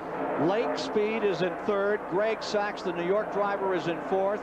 And Ricky Rudd in 5th, a lap down. And here is still another retiree from this tremendous battle. That's Trevor Boyes, who's driving the Dr. Ron Benfield car. First time out in that car for him this year. Drove for James Hilton a year ago. Strange, you know, that, most of the retirements so far are some of the most heavily financed teams. And of course, these are the guys that really go for the win. And it makes you wonder whether the weather hasn't in fact really come home to roost on all these engines. They're all doing the same thing. They're all burning pistons. And there must be a reason. Well, those folks in Georgia know something that nobody else knows then. Chris Economaki has a different story here at the Daytona 500. Chris? I'm standing with 33-year-old Dennis Myers, a professional trucker from Lipstick, Ohio. Earlier today, he was presented a $20,000 savings bond by the chairman of the board of the Goodyear Tire and Rubber Company for being the National Highway Hero. Congratulations, Dennis. You rescued a man from a blazing truck on the highway. You saw the accident happen in front of you. How much thinking did you do before you ran into those flames to pull that man out? There wasn't much thinking. I just did what I had to do, and I figured he'd do the same for me. Well, that's wonderful. You see these drivers out there, you spend your life at a steering wheel. Would you like to drive one of these things? I don't know if I can handle the pressure, but I'd like to try it. Okay, our National Highway Hero for 1985, Dennis Lipstick, 33 years old, or Dennis Myers, 33 years old of Lipstick, Ohio. Back to you, Ken. Neil Bonnet, 2nd place car, now on pit road. Actually, he was the leader when he came in. Bill Elliott had made a pit stop, so Bonnet was the leader. And Lake Speed, a little farther down pit road, is also in. Change the right side tires for Bonnet. Speed getting change the right side tires as well. Elliott back into the lead. And it looks like they're going with a 4-tire change on Neil Bonnet's car. Unlike Elliott, they only changed the right side on his, so he'll get even a little farther behind. We see Speed coming out in the Pontiac car number 75, so he'll move ahead of Bonnet. He was running about 5 or 6 seconds behind Bonnet. Now Bonnet finally gets all of his service and heads back in. That was Bobby Walwack's car, who's having a good run here today. Car number 74 that was pitting just behind Bonnet. 111 laps complete, 89 to go. Well, that certainly was a long stop for a green stop to change all 4 tires. Here's Harry Gantz, number 33. He had a smidgen of the lead for just a second. Greg Sachs hit number 51. He's also on pit road. Elliott continuing to command this race. Is taking place. Only 1 caution thus far, and yet this high attrition rate on motors today, Ned. Well, that could certainly attribute to it the fact that they've been having to run so hard for so long and not having the slowdown periods of the caution. We see that Bonnet has gotten speed back up once again. And we mentioned that Greg Sachs is in the pits right now. He's running in the top 5. In fact, he had taken the lead before he came into the pits. This is the car that Cale Yarborough won the Daytona 500 in a year ago today. His team bought that car from the Harry Vernier team when they switched to the Ford products, and he's given it a good ride for a fellow just in his 2nd full year on the circuit. So that car knows its way around this track, and that could still be a contender. But Greg Sachs looks just a little bit loose in some of these turns. I think he's trying pretty hard to keep up this fantastically blistering pace that this car number 9 is setting up. Well, Greg Sachs in the 51 car, we'll get a look at it in a minute here. He's a veteran of this track. He had a crash in Calamity Corner and some tire testing a few years ago. Broke a collarbone. He said he'd be back, and indeed he is back today, running in the top 5. I think we're seeing the changing of the guard here in 1985 at the Daytona Speedway. I don't think there's any question about it, with only one former 500 winner still in the field, and he's running a lap off of the pace.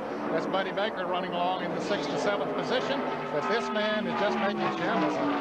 The Ford Thunderbird of Bill Elliott continues to scream in first place, breaking all records for the Great American Race. Back with more in a moment.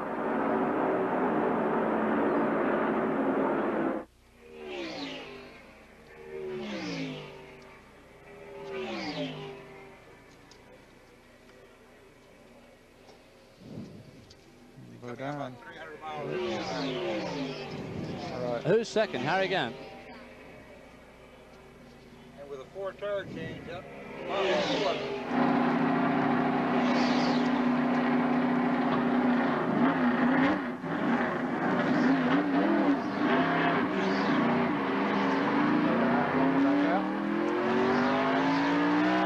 Walker coming in. Scheduled start for all of these guys. Is Arrington still in the race? I mean the Arrington, but yeah.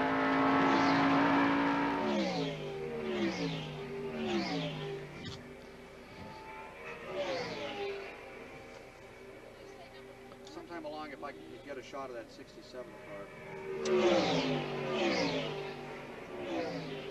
Bike number 4. Yeah. You got him right there. Yeah, he's on the... Yeah, he is. Yeah. No, he made pit stop. 9. After all the pit stops, 9's back up front. 33 and 75. Yeah, is that right? Right. Yeah. Yep. I don't know how far. No. 75, I think, third.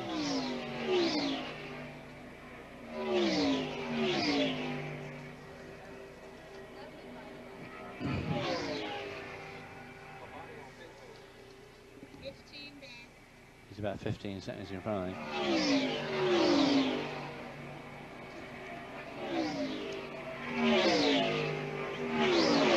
16 seconds. So what's 15? That was 45 seconds. 116 laps now complete. 84 remain to be run in the 1985 Daytona 500 as Bill Elliott in car number 9 just runs everybody into the ground. Car after car that has been a formidable opponent in years past has already gone back to the garage area, and here you see the red number 9 trapped for a moment in lap tires, but not for long. The second place car is number 33. His best finish previously has been 6th in this event, Harry Gant, who came on so strong at the end of 1984. Now the third place car is number 75, the Raymock Racing Team crew. Lake Speed at number 75 maintains third. Neil Bonnet 4th, Greg Sachs 5th. A lap down, Ricky Rudd is in the 6th position. Darrell Waltrip is in 7th, and Richard Brooks, driving the Maurice Petty car, is running in 8th. The car number 1. There's 3 Petty teams out here this year, some different from the past. 3 distinct teams. Yes, and of course, not a Petty in a Petty Enterprises car this year for, well, I guess it's the first time it's ever happened. Other drivers have driven Petty cars, but the fact that you're only fielding 1 car this year and have a driver that is not a Petty in it is unique. Sure is different. Buddy Baker, Tiny Lund, one of the night, Pete Hamilton, of course, winning for them. But this year it's Richard Brooks driving for Petty Engineering. And Mike Curb has Richard Petty. Right. Kyle Petty's with the Wood Brothers. Jim Pascal in that driver of the Petty cars. He won many races in Petty Enterprises automobiles. And Dale Inman, of course, is yet another Petty really, and he's the crew chief on Terry Labonte's car, winning the national championship last year. So the Petty clan has spread throughout the NASCAR scene. And Dale Inman seems to be the one that's having the most success so far. Now there's Greg Sachs in the number 51 car. And Chris is standing by with one of his relatives who's a little concerned here today. Chris? Before the race started today, this lovely-looking young woman came up and tapped me on the arm and said, "You be sure to give my son good coverage." And I said, "Who's your son?" She said, "Greg Sachs." Pat Sachs, what did you think a minute ago when you saw number 51 leading the race? I can't imagine. They work so hard. It's really wonderful. Okay, a happy mother here. Greg Sachs, been 5th place now on the lead lap. And now down pit road to Mike Joy. Tim Brewer is talking with his driver, Neil Bonnet, right now. You were the 2nd place car when you came in and made your pit stop. Did you have to take on 4 tires? No, Mike, we didn't have to take on 4, but you know, he felt like he had a vibration in the car. We figured it might have kicked the wheel weight off. So instead of gambling with 2, we got 4, but the vibration is still there. That's a better deal, even though you let Bill Elliott get away. Well, we didn't have much choice. We could, you know, get 2 and come back in and get 2. If we had got the wrong one, that's too much of a gamble. We just decided to go ahead and get a straight 4 tires. So taking on 1 stop instead of maybe having to make 2, the strategy for Neil Bonnet. David Hobbs had mentioned that Bonnet's car didn't look like it was running as fast as it had been before, and of course that was the reason if he had a vibration, and that was a wise choice to change all 4 tires. He just suddenly let Ricky Rudd go through, and there's no point in running with a serious vibration a couple of 100 miles an hour because he can shake things apart very quickly. And he might be up in the wall like Tim Richmond was when he had a vibration. Yeah, exactly. It's always best to stop and check. 120 laps completed, the 200 if you're on. There you see Jimmy Means in car number 52, running a couple of laps off the pace, staying out here and continuing to be a competitor in Grand National racing over the years. And earlier, Ned Jarrett asked Jimmy Means what it cost him to come down here and run this Daytona 500. Well, you know, if you include all your winter money and expense money and all that, I'd say $15,000 for us. We're a big team, it probably takes $50,000. So that means then that you do have to finish pretty close to the top 10. Well, yeah, our goal is the top 10, and that's something like $20,000 for 10th, and that gets us rolling, gets our bills paid, lets us charge something again.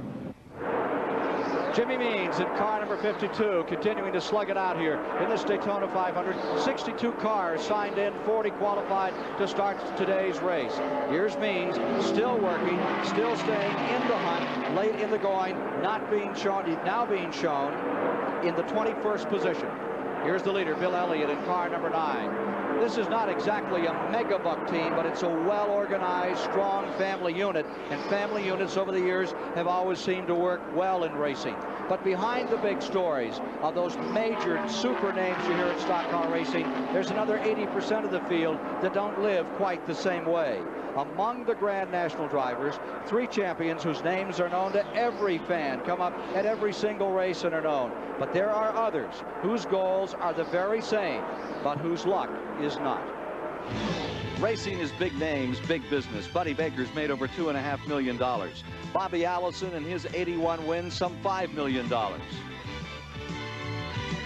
And Richard Petty, he's won over $5.5 million in posted awards. But there are others. Driving a race car is my way of making a living. J.D. McDuffie. My way of putting the bread on the table at home. He started 574 races, has made $1 million. I'm getting back about half as much as I'm giving. He's never won a race and hasn't hardly a nickel to his name. And I couldn't make it without a good woman at home. You know, I have to cut a lot of corners, buy used parts, and run used tires, knowing how to build the engines and everything myself. That's a big saver right there, because I could never buy a $15,000 to $20,000 engine. I'd be out of business in about 2 races, you know. It looks to me like a $150,000 shop. You told me you built it for 50. Oh, yeah, a lot of my friends come by it, carpenters and everything, farmers, and we finished it up, you know, really saved me a bunch of money. Sponsorship, tough world. And the kind of people who've been with you before, Weiler Nuts and Bolts and Rumpel Furniture and so forth. They really helped me out a bunch to keep going. If it weren't for them little sponsors along, I would have been out before, you know. Not enough to be up front running, but it gets me to the track. It's got to be more than a dream, cause the dreams just won't make it.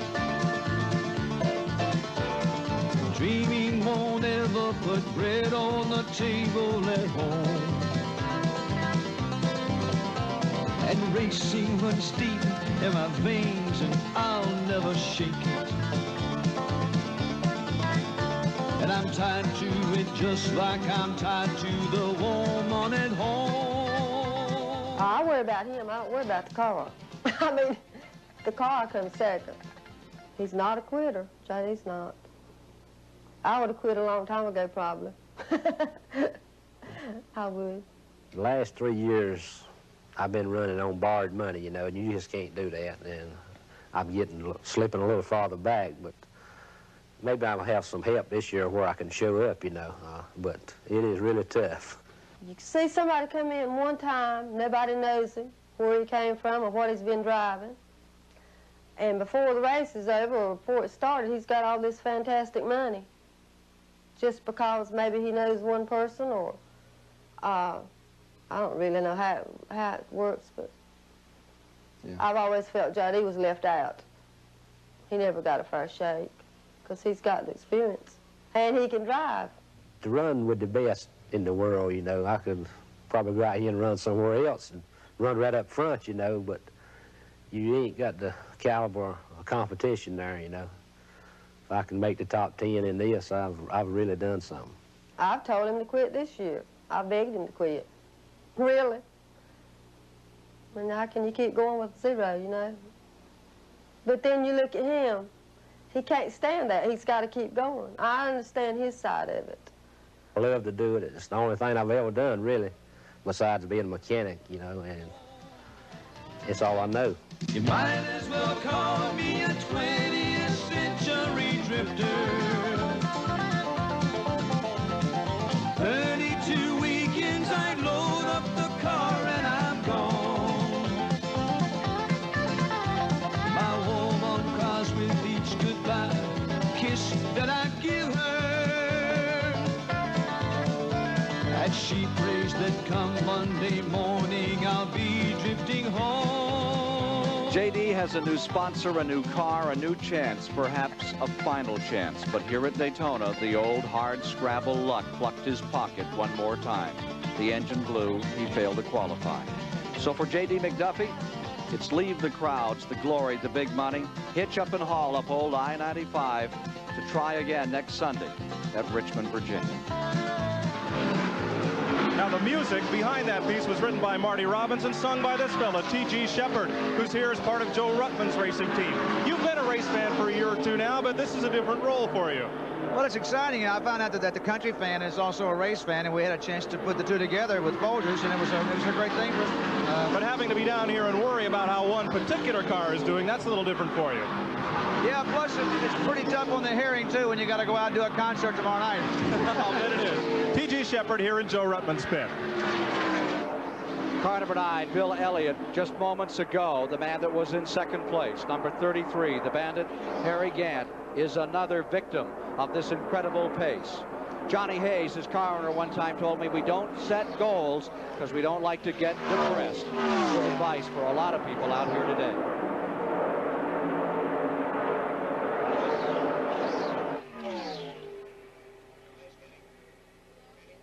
Yeah. What? Yep. Yep. 75 is now second. Yep. Lake Speed is 7. How many seconds back is he? He's about 23 seconds behind. 75. 75. Yeah. White and blue. That's following it. Darrell. Yeah. Who's a yeah. You got him. And third is Neil Bonnet.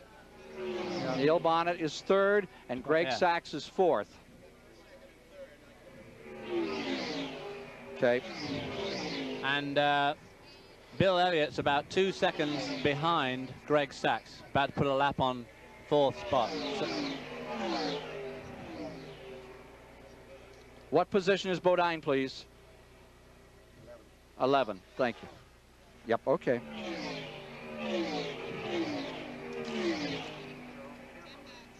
Thank you.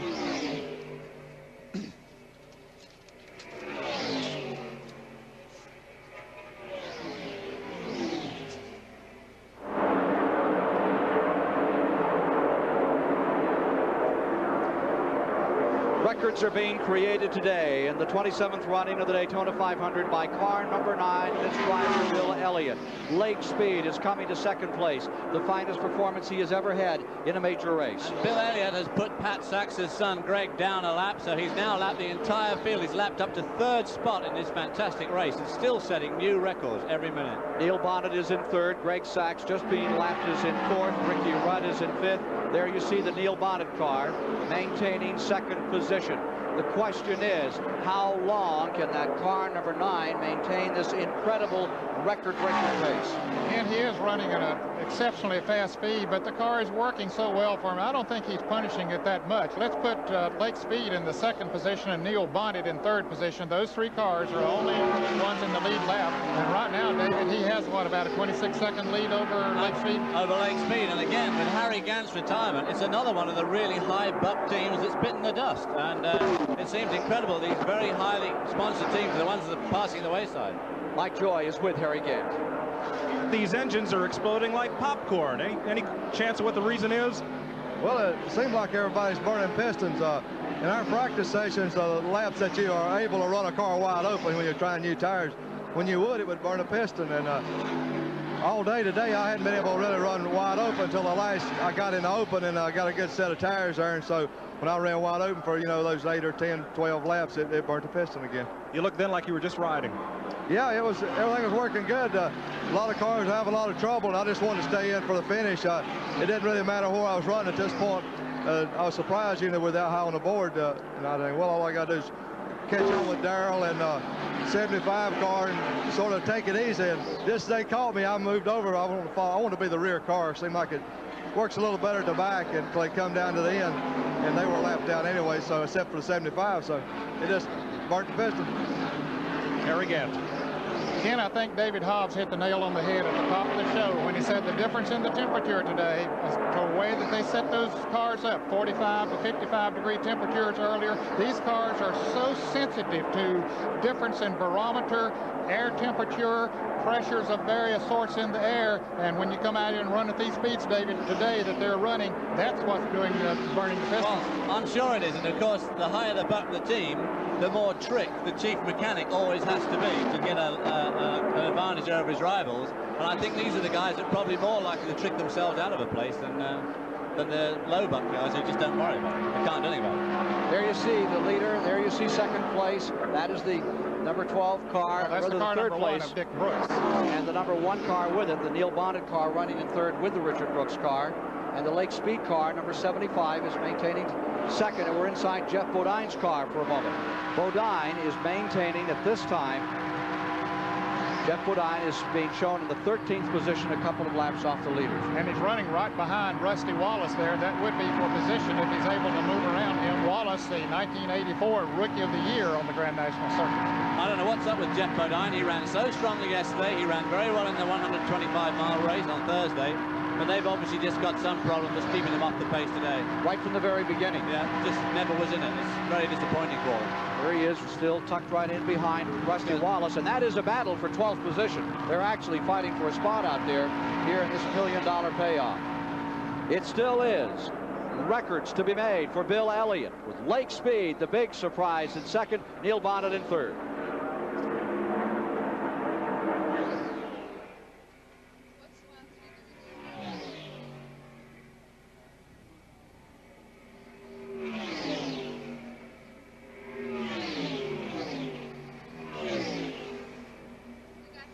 Yes, sir. Well, the best one you've got is the 12 car running with the 2 car. They're battling. That's a real battle. Well, I understand that, but if you're looking for... Who's that, 75?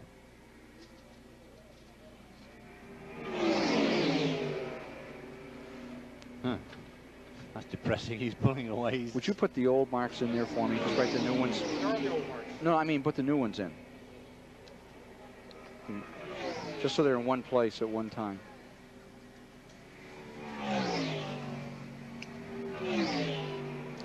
Now, if I was at home, I'd be watching this on the satellite and hearing all that we're saying. You see, our friends like my buddy Ken Isaac and all of them are sitting up there hearing our during commercial comments.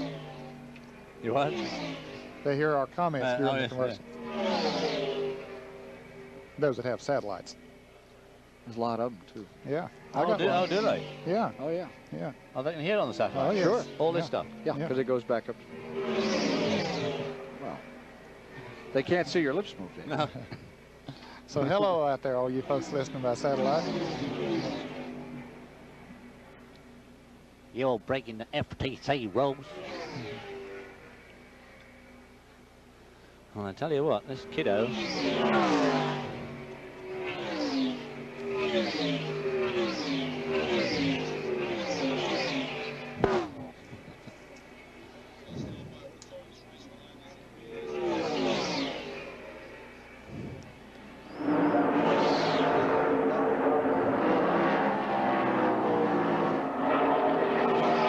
140 laps to be completed this time by Bill Elliott, just 60 to go. Records every lap he turns out here. The marks are at 50, 100, and 150 as they're kept at the Daytona Speedway. We've already seen the 50 and 100 broken, and by remarkable numbers, and the 150 lap mark. 1980 was a 174.014. That one stands very much in doubt right now. Looks like he's going to crack through that unless there's a caution immediately. Well, Bill Elliott has slowed down. He's very kindly lifted off the pace, and he's only going about 192. But he seems to be pulling away from Lake Speed in second spot, who's dicing furiously with Darrell Waltrip, who is at least one lap down. And he's pulling away from Lake Speed, even at his new reduced speed, at about a second a lap. Just about a second a lap, and he's on his own, no draft to help him. Lake Speed is trying to get more speed out of Darrell Waltrip to help him along. And there we see Lake Speed and Darrell Waltrip just in front of him. Lake Speed first came here in 1980. In fact, he didn't even qualify the first year he came. He ended up in consolation and won the race. 1981, then came on and ran the Daytona 500 since, and always finished well back. His car owner is standing by with Mike Joy right now. Butch Mock, some of these cars came down here and get $50,000 a race from their sponsor to run. Until last night, you didn't even have a sponsor, and you're in second place, while a lot of those high money teams are in the garage. Isn't that kind of ironic? Yeah, it is, but, you know, we've raced for 5 years now, and I think we got us a good driver in Lake Speed. He's doing us one heck of a job today, and we signed a deal last night with Nationwide Auto Parts, and I can't think of a better way to welcome them to Grand National Racing than keeping the car in front all day. He's got a sponsor here who's never been to a Grand National stock car race, and they're in second place. Let's go to Chris. There's a three-way battle in progress for fourth place. Three cars are fighting one another. The scoreboard shows Greg Sachs in car number 51 is fourth. Ricky Rudd in car 15 is fifth, and Darrell Waltrip in car number 11 is sixth. I'm with Linda Rudd, Ricky's wife. How's he doing in that battle with Greg Sachs? Greg's about... It looks like he's going to come into the pits here. And the best laid plans of Meisel. Let's just turn the camera around here and watch this Ricky Rudd pit stop that is coming up in a rather unsuspected fashion here. And he's sliding his wheels to the stop. And, of course, this is going to play an important part in that battle to move up on Greg Sachs. Right side tires, gasoline, of course. And it looks as though car owner Bud Moore is quite calm, despite the fact that the pit stop was unexpected. Rudd throws his drinking out, and away he goes. And that's what it's all about in stock car racing, being ready for anything that pops up. Back to you, Ken. Running in fifth when he pitted, car number 15, Ricky Rudd, victim of a horrible crash here a year ago, and then came back in the very next race in Richmond, Virginia, and won it. There's the Joe Ruttman car.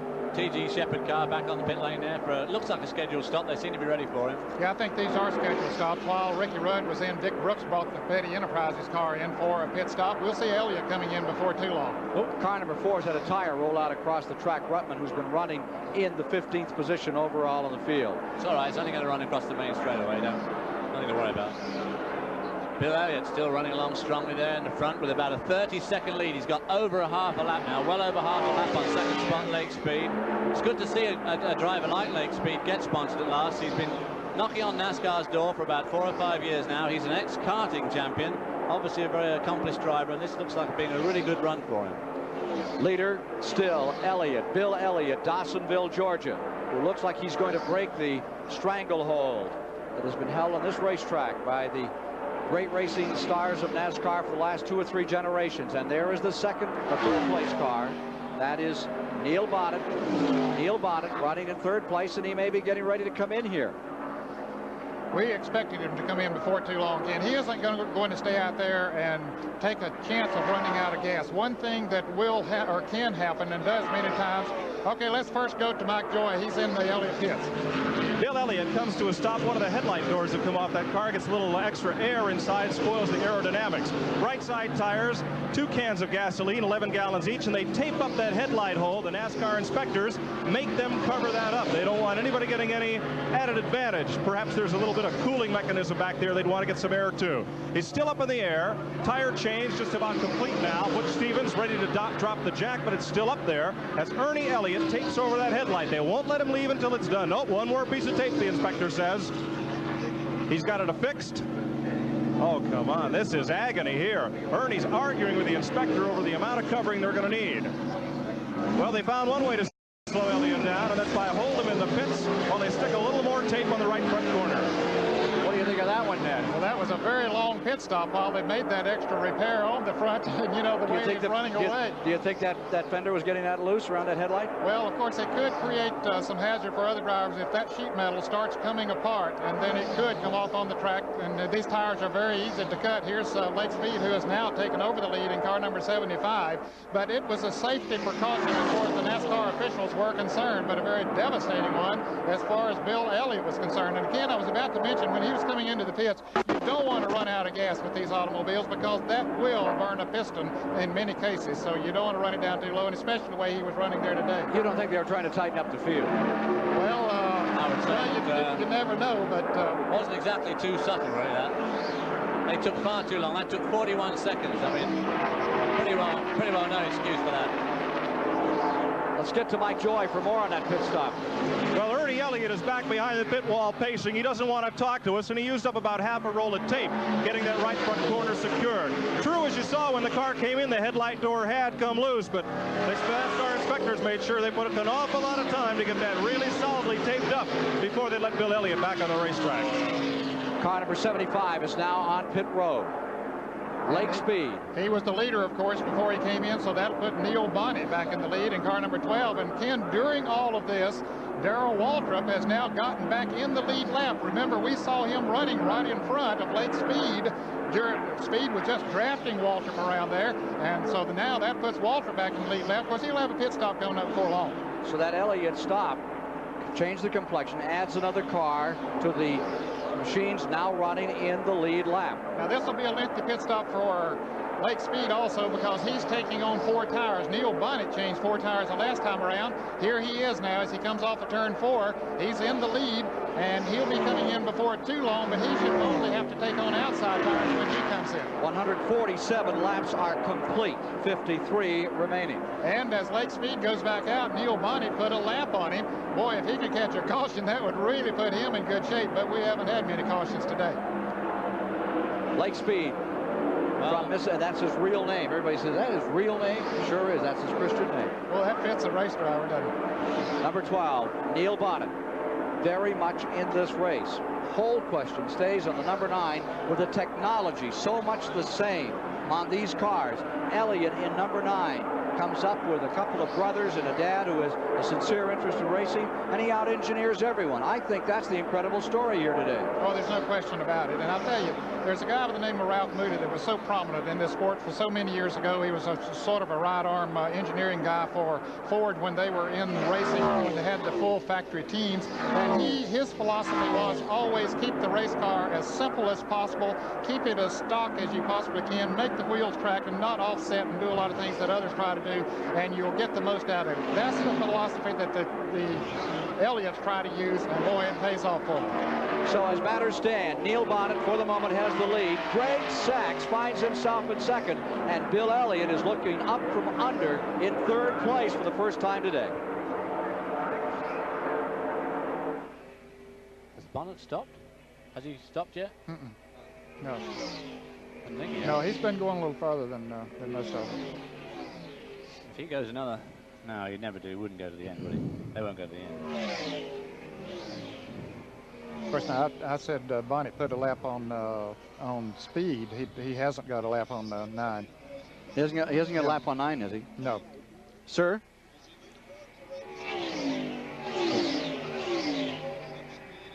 Stop. It's Bonnet, Elliott, isn't it Sachs? Well, now Sachs had gone a lap down. He had gone a lap down, but he should have unlapped himself. Let us figure him out. Well, he came back a lap when Bill Elliott Stop a second. Let's watch him come through. Okay, here's Bonnet. That's first. No, that's Walter. Here's Bonnet now. Okay, here's Bonnet. That's Bonnet right there at the line. Now, he's a lap down. And Elliott is a lap down to Bonnet, right? No, I don't think so. I don't think so. Lead lap. 12:51.9 and 11 at 150. We've just gone by the mark. 12:51.9 and 11. I think he had 51 on pit road. I think 9's in second place. He is now. He'll Definitely. he'll be in second place. He comes to the line. Yeah, he just came by the line. Okay. He's 20 seconds behind Neil Bonnet, number 9. Right. And he's in second spot. Now, is he in the lead lap? Yes. Oh, yeah. Okay. Yeah. So it's 12, 9, 11. And I can explain why. And what about 75? He's a lap down as the leader. How did he get a lap down? Oh, he had a long stop. It's now 12, 9, 11, folks. 75, I think. Yeah. 75 is next.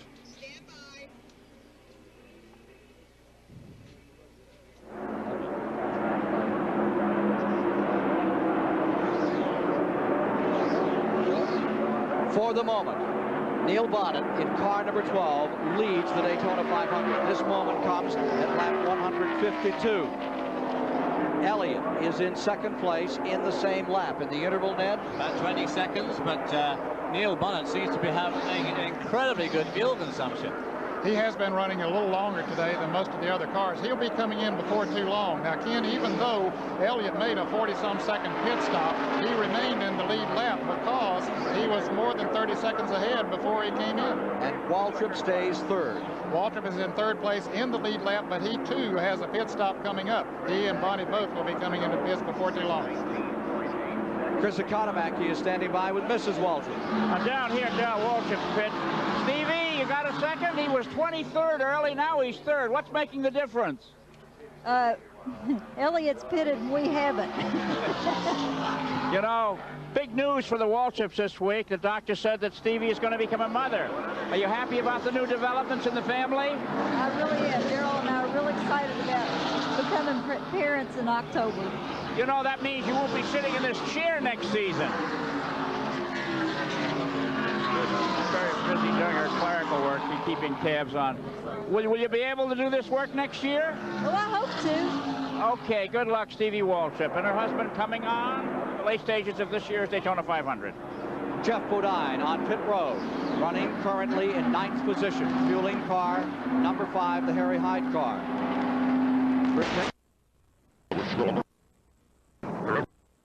Left side tires on that car, Ken, while they fill it up with gasoline as Neil Bonnet continues to circle the track. I can't understand. I just can't believe the fuel consumption is getting out of that compared to Bill Elliott. It looks like he's coming in this lap. Well, David, he has been running about 4 or 5 laps farther each time, and so as that goes on, you know, that builds up. He is coming into the pits right now. And the 10th place car, Rusty Wallace, has just pitted as well. Wallace has come on pit road. Now you're watching Neil Bonnet in number 12, trying to win his first Daytona 500, come to a halt. Pitting right in front of car number 95, that's Sterling Marlin, who has run a very good race here today in car number 95. And Elliott retakes the lead. Bill Elliott flashes across the line, so he'll be back in first place. Good pit stop on Neil Bonnet. Whatever work they did on that Neil Bonnet car, going back to that qualifying motor, has kept him right up in it. But he's still a distance away from the performance of the Elliott family of Georgia. Bonnie gets back out into the thick of it, where he had about a 20-second lead. He's perhaps going to be at least that far behind Bill Elliott now, but that'd be a... Darrell Waltrip's coming in now, the 3rd place car, making this pit stop. Oops, locking up the rear brakes. Brakes a little, trying to get that one whoa. Flat spotting the rear tire. Best finish second back in '79 for Darrell Waltrip here in the 500, the 2-time Grand National champion. And a little different strategy on that team, Ken. They're changing the left side tires as opposed to the right side that we saw them change on others. Of course, the last pit stop, Waltrip did take on the right side tires, but now they put on the left side. He has that service and is away. You saw the white-haired gentleman there in the red sweater. Won this race back in 1960, 25 years ago. Junior Johnson, whose cars are are very much in this race, but they're having to chase this man, Bill Elliott, in car number 9, who has just smashed record after record. Here's one for you. At the 150 lap mark, 375 miles, the old record for this race was set by Bobby Allison in 1980 at 174.14. The new record is 182.260. That's a fair old clip for a Sunday afternoon drive, and it looks like he's got about a 26-second lead on Neil Bonnet, who's lying second spot. Youngest driver in the field, Bobby Hillen, out of Midland, Texas, getting a draft here as he comes back to the line. Bobby Hillen stayed in it and runs now in 7th position. Just a very good run for him, and that has to be a thrill for him, running behind a veteran like Darrell Waltrip and being able to run up with him. But he has a crew chief on that car, Ken, Jake Elder, who has made his rounds in this sport, but he's had a great influence on a lot of drivers, including the one running right in front of Bobby Hill and Darrell Waltrip, and that's a big help to him. Bobby Hillen, of course, is only, what, 20 years old, very, very young. Came here last year, didn't quite make the field, but looking pretty good this year. Bobby Hillen was asked if he thought by racing at age 20 if he was missing something instead of doing what other people that age do.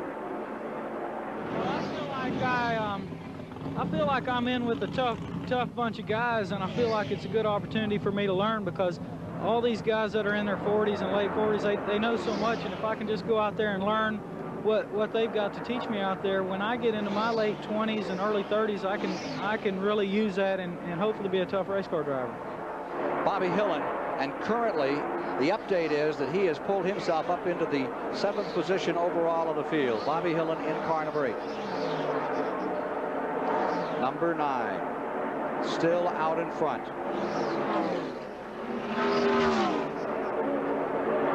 The question perhaps is fuel consumption here. The Elliots may know something others don't. Let's go to Chris Economaki. Well, down here in Darrell Waltrip's pit, he stopped with 44 laps to go. The car can only get 40 laps out of one tank full. That's 4 laps short of going to the end. It's going to be a tough break for Darrell Waltrip. Have to stop in those closing laps and get that splash of gas. 100 miles is about all most of these cars can get on a tank full of fuel. Some, however, get 1 or 2 laps more, but not number 11. Back to you, Ken. All right, Chris, here is number 9. Elliott coming around with 100 miles to go, and he crosses the line this time.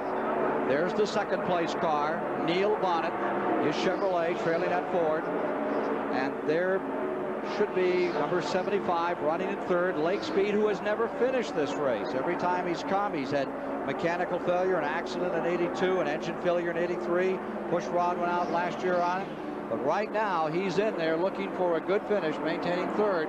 And here's the Chrysler product of Morgan Shepherd in the pits with the hood up on it, the only Chrysler product in the field. He's driving the car that the fans have been accustomed to seeing Buddy Arrington at the wheel for so many years, but Arrington now just wants to be a car owner. Old Petty car, that one, and Morgan was really having trouble adjusting to that car. A lot of pushing it for the way he's used to driving in the Fords and Chevys. He says he's really impressed with the engine on it. Caution is coming out. Caution is coming out. Car up in turn number 4, just resting on the bottom of the track, trying to bring himself in. Dave Marcus. Now then, I wonder if this is a ruse to get Neil Bonnet to put some gas in now, because with 39 laps to go, he could probably just make it to the end, and I don't think that Bill Elliott can do it in 39 laps. Depending on how many caution laps we would run here, David, of course they don't use nearly as much fuel during a caution lap as they do. Apparently, the car number 71 ran out of gas. We saw him slow down on the backstretch a little bit ago, and Dave Marcus apparently tried to stretch it a little too far. And Dave had gotten himself up in the top 10, was running a good race here today. He's another of the top independents. He's still running. I can't believe they brought the caution out for him. There must be something else on the racetrack, or else they are trying to bunch up the field. Dave Marcus, one of the hardened veterans of Grand National Racing. You saw him begin to have trouble on the back straightaway. There's Terry Labonte's car back in another time. Well, it's behind the wall now, I think, that car. They've really got fed up with it this time, pushed it behind the wall again. Dave Marcus's best finish here at Daytona, a pair of 6th place efforts in 75, back when he drove for Harry Hyde. Jeff Bodine has him this year, and 78 for the Australian team. And all the leaders are on pit road. Number 9 is in. Elliott coming in. Here's Waltrip making his way onto pit road. Richard Brooks in the number 1, who's running in 7th place. Here's Mike Joy. Neil Bonnet brings his car in, has to thread the needle between two pits, almost gets a piece of Sterling Marlin. And again, they'll put right side tires on the car. They should be able to go the distance on fuel this time. A wipe of the windshield and right tires, and Bonnet will be back out. Let's go down to Chris. Okay, I'm at Darrell Waltrip's pit. Now, this will be the last stop for this car, unless it's the yellow flag. 97.5 miles remain. They changed the outside tires. They're rolling the inside tires in. Okay, down to you, Mike Joy. Will be a 4-tire change for Neil Bonnet, taking advantage of the caution flag and make sure that he's got 4 fresh sneakers to go the distance. This is the fastest potential combination of tires they can put on the car. 4 fresh ones to run the distance. Bill Elliott out already, and they all can make it home from here. Yeah, I think they can. As David said earlier, it'll be very close as far as Elliott is concerned. But if they run a couple or 3 laps here under caution, David, not burning much fuel, I think he can go the rest of the way. But I wouldn't think they would have many laps under the caution, would you? Dave Marcus's car has been pushed in by a truck. Second caution of the day. Let's go to Chris Economaki. Talk about luck. When that yellow flag came out, Darrell Waltrip had a flat tire. Had it not been yellow, he would have had to stop and change this under green, and it certainly would have cost him a shot at victory. So he got the bad brakes at the top of the race and the lucky brakes in the closing lap. Back to you, Ken. So we're getting ready to resume the 1985 Daytona 500 with less than 100 miles to go. Stand by for the finish live.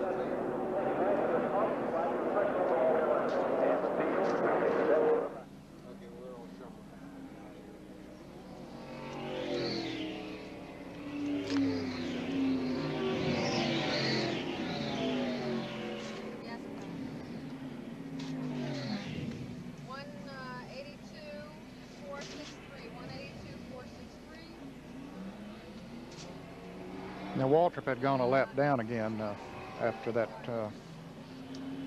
after his green flag pit stop. Yep. Only have 3 cars in the lead lap. So we should have 51, 15, and 11 running together and have a race back there for 4th place, right, Ned? Yeah. And Bobby, right. Bobby, when you come back, you should have a race between 51, 15, and 11. 51, 15, 11, and 1 may be in it too. I mean, not maybe. He's the next one in line, and they're running pretty well with that Maurice Petty car. You have 3 cars in the lead lap, which would be 9, 12, 75, and then a lap down, and 11 has gone a lap down after that green flag stop. It'd be 51, 15, 11, 1, 88. What number There's is 6 that? cars.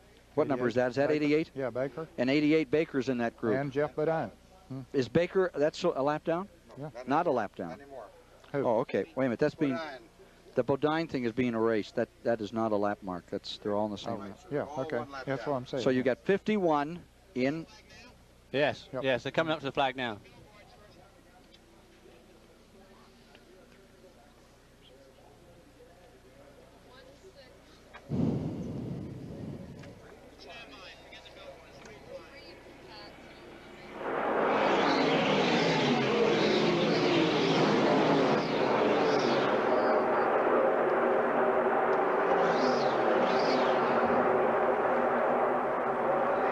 At lap 164, the green flag has just been unfurled another time over Bill Elliott, leading the 1985 Daytona 500. Youngest driver in the field, Bobby Hillin, car number 8, is on pit road, having problem back with the leaders. The second place car now is Neil Bonnet, third is Lake Speed, and dropping a lap back is Darrell Waltrip. When he made that green flag pit stop, that put him a lap back. And Ken, this is the first time today that Neil Bonnet has seen Bill Elliott as far as being close to him. He's been running back in the pack all day long. Let's see if he can run with him in the draft. There you see Elliott first, Neil Bonnet right with him. They both have gone back to qualifying motors, the ones that usually run just about 10 miles and say good night. Here they are. They've rebuilt them. The number 9 car was the same motor that went 205 plus miles an hour in qualifying. The number 12 car and the motor that ran well over 200 miles an hour in qualifying, rebuilt for today's performance. And here they are in the back straightaway, and Bonnet wants to take a shot at first place. Well, he does. I don't know if he's testing it out for a later move, but he's got help from his teammate, Darrell Waltrip, and they just blew by. First time since Cale Yarborough passed him early in the race, he's been passed. Waltrip makes up his lap. Waltrip now goes back into that. No, he was a lap down. Bonnet's the leader of the race now, so that still leaves him a lap down. Behind to Neil Bonnet. Right. But here comes Elliott right back around Walker. We're going to have some fun here. Do you think that Bonnet will let his teammate make up the lap out here? No. I doubt it very much. Absolutely not. He got by the 9, but he has to get by the 12. Waltrip with a little bit of assistance. Now runs out of it. 166 complete. Won't get much assistance from Neil Bonnet. He is determined to win this race. Well, Neil Bonnet and Terry Labonte were the only two guys to put up a really big fight on Thursday in the 125-mile qualifying heat. And Bonnet and Labonte have always been the two dark horses in this race. And of course, poor old Terry Labonte was sidelined some time ago. Back to the line they come to complete the 167th of 200 laps. Number 12. Neil Bonnet there, Bill Elliott in the second position. Well, I don't know. I would assume that Bill Elliott would follow Neil Bonnet here to try and save his fuel, because he is a little bit more marginal on fuel than Neil Bonnet. And of course, he can always take that lead on the last lap, as we've seen done twice before. Remember that Lake Speed, number 75, look at them. Boy, 75 is in third. Lake Speed is running in third in the lead lap. Junior Johnson. Boy, he's excited. As collected as ever. There you see Ricky Rudd mixing it up. There's a good battle going on for fourth among 5-6 automobiles. Neil Bonnet trying to shake that draft. Looks like he's trying to shake him out of the draft, but some fat chance of that. Yeah, I don't think there's any chance of that. 169 laps complete this time by. Here's Chris. Joe Camp down here with Junior Johnson. Junior, looks like your boys are trying to double team Bill Elliott there.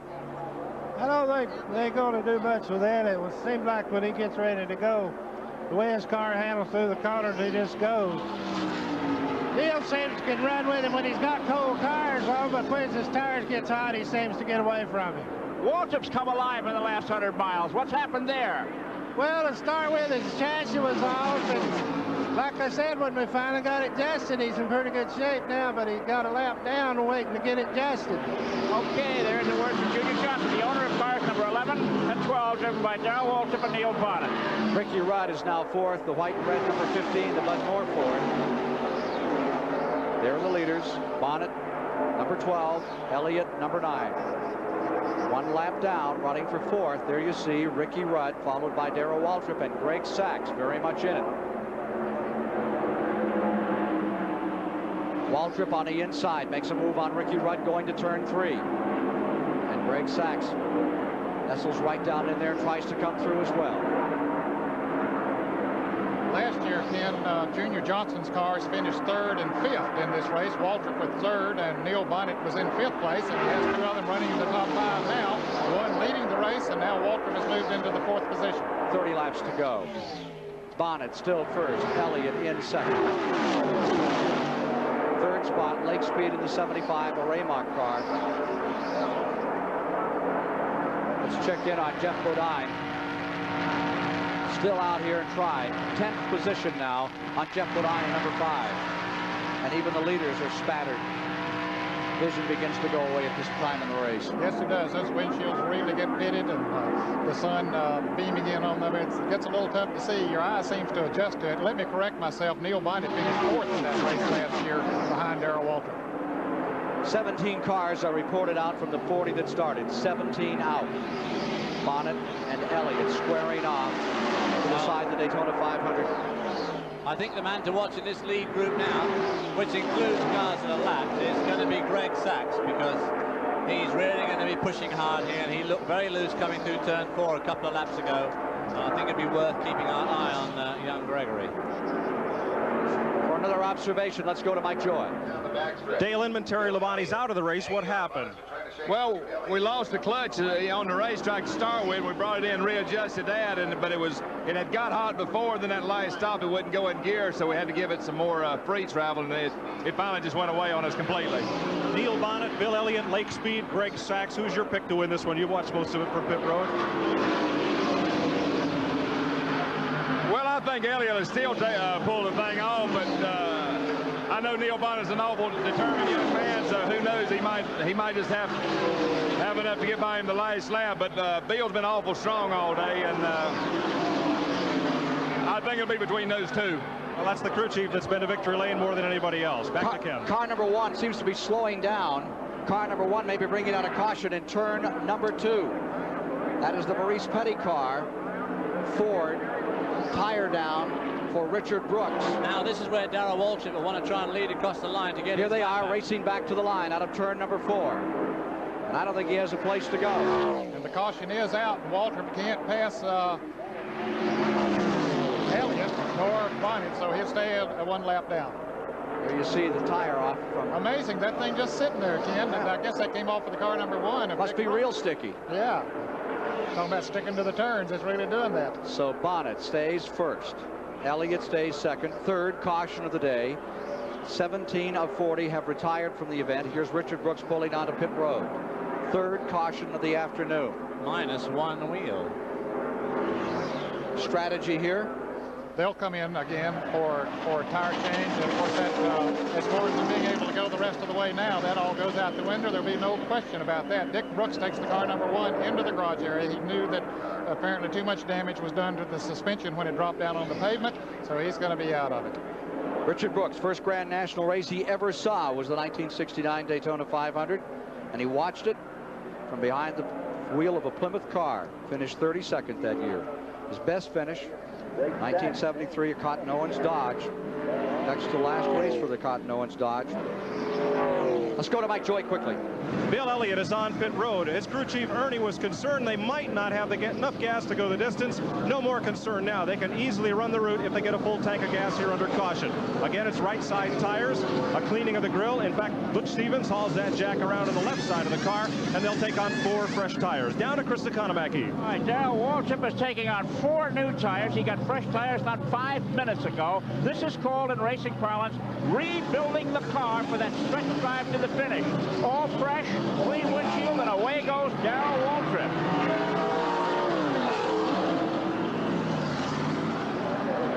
Big rush back onto the track as Bill Elliott and Neil Bonnet get out there. Darrell Waltrip. Neil Bonnet carving up his teammate as they leave the as they leave pit lane. Then I'll tell you, they race every ounce of the way, whether it's on pit road or out on the racetrack. 175 laps complete next time by, and there will be 25 to go. Well, this should make it a real tremendous NASCAR down to the wire finish. All got new rubber. They've all got top. No one's going to run out of gas. This is going to be a tremendous finish. And I'm sure that the fans, they saw all the drivers come in not too long ago and took on new tires. Why would they come back in again this quickly? Well, the cool, fresh tires will run faster. When one driver comes in and changes those tires, the others have to if they're going to expect to stay in the draft and have a shot at it. Car number 51, Greg Sachs, did not come in. He's back in the lead lap. We'll be back with more live flag-to-flag coverage of the 27th annual Daytona 500 after these words from your local station.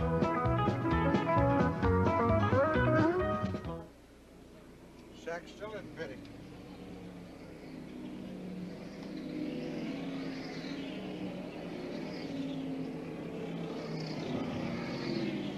That won't do a thing for him. Did he pass him on the when they stopped there? No. He didn't pass him, did he? No, he's not leading the race. He's back in the lead lap, but that's not going to mean a thing in the world. What? That won't, yeah, he's just barely back in the lead lap. Yeah. And, you know, them with fresh tires, they're going to blow him right back off, so there's going to be no advantage. Unless there's another quick caution. Yeah. Yeah, that's true. Well, it'll have to happen almost in the first corner. Yeah, right.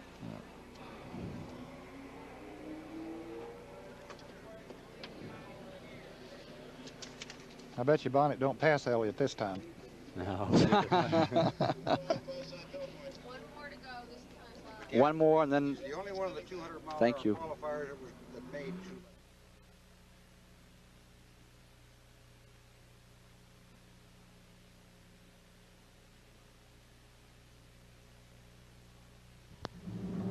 This CBS Sports Special is sponsored by Budweiser. For all you do, this Bud's for you. Timex Quartz. Great looks that can take a licking. Skoal Bandits. Tobacco in a neat little pouch. It's a little pouch of tobacco pleasure. And by the U.S. Navy. The Navy. It's not just a job. It's an adventure. At the Daytona Speedway, we're just about a lap away from resumption of the Daytona 500. The circumstances have changed a bit. The question still is, as we look at the view from the Goodyear blimp of this great facility. Can this Elliott car maintain this pace, which has seen records shattered all afternoon? Perhaps an answer here from Ernie Elliott. Mike Joy? Well, fuel is no longer a factor, Ernie. You won on Father's Day on CBS. You won a couple more times during the 1984 season. What would it mean to the Elliott family to win the great American race here today? Winning Daytona, there's nothing like it. I mean, we've never won it, so it'd be hard for us to say, but I'm sure there's nothing like winning Daytona. I mean, I think that's basically every racer's goal in life is to win at Daytona, and we're just going to try to pull it off today if we can. How old were you when you first dreamed of bringing a car here and winning this race? Oh, I don't know. I used to come here with Daddy in '64 or '65, so I was pretty small then, so I guess then. Well, he would have had to sneak under the fence then to get to pit road, and today he may go to victory lane. Let's go to Chris. At the last pit stop, most of the leaders stopped and took on tires, but Greg Sachs, who's number 51, is the head of the lineup right now, stayed out there. The difference between having the old tires on and the new tires on is only a difference for about 4 to 6 laps. The cars with the new tires can go faster for only 4 to 6 laps, and then they settle down to the same speed. I'm told here by drivers that a new set of tires after they're 5 laps old are no faster than tires that have 70 or 80 miles on them. So what Greg Sachs did was stay out to get up front on the track. The other drivers came in and got tires so they could go a little bit faster for a short period of time. Back to you, Ken. And he saved about $600 in the process. Well, this is the point, of course, and the rule is about to be instituted where you can't change all 4 tires under the caution, and of course it will help teams, I guess, like Greg Sachs. It'll save them some money over the year. Comes in effect at Richmond, where they race next. They go to Richmond, Virginia a week from now, back to the old roots of racing on a half-mile track where you had a checkered flag. These guys have had $2,000 worth of tires in about the last 7 minutes. Per car. All right, restart from inside Jeff Bodine's car. You're in the 8th place car. Lap down, 2 laps down actually, as they come back to the line. Pace car is coming in. Here's Bodine taking his shot on the inside. You see the orange car and white down on the inside, sneaking under number 90 and pulling up alongside Joe Ruckman as he tries to squeeze off some cars into that first turn. Bill Elliott is the overall leader. Neil Bonnet is in second. Lake Speed is in third. They all run in the lead lap.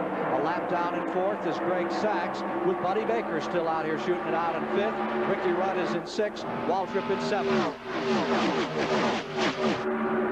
Back straightaway. And look at this performance of Bill Elliott. Drawing away another time. Leaving the field. Fed up with pussyfooting around. He's going to get serious now. No more Mr. Nice Guy. This is it. Bill Elliott first came to Daytona 1978, and he became popular immediately. Underdog, he finished 5th in the 125 miler and came in 8th in the 500. And the following year, that good-natured kid didn't even qualify for the 500.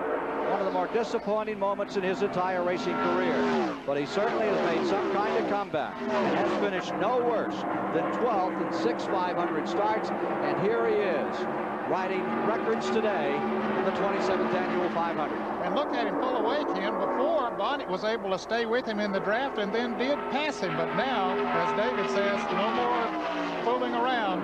The time is here. You got the chips are down, so go after it. No more Mr. Nice Guy.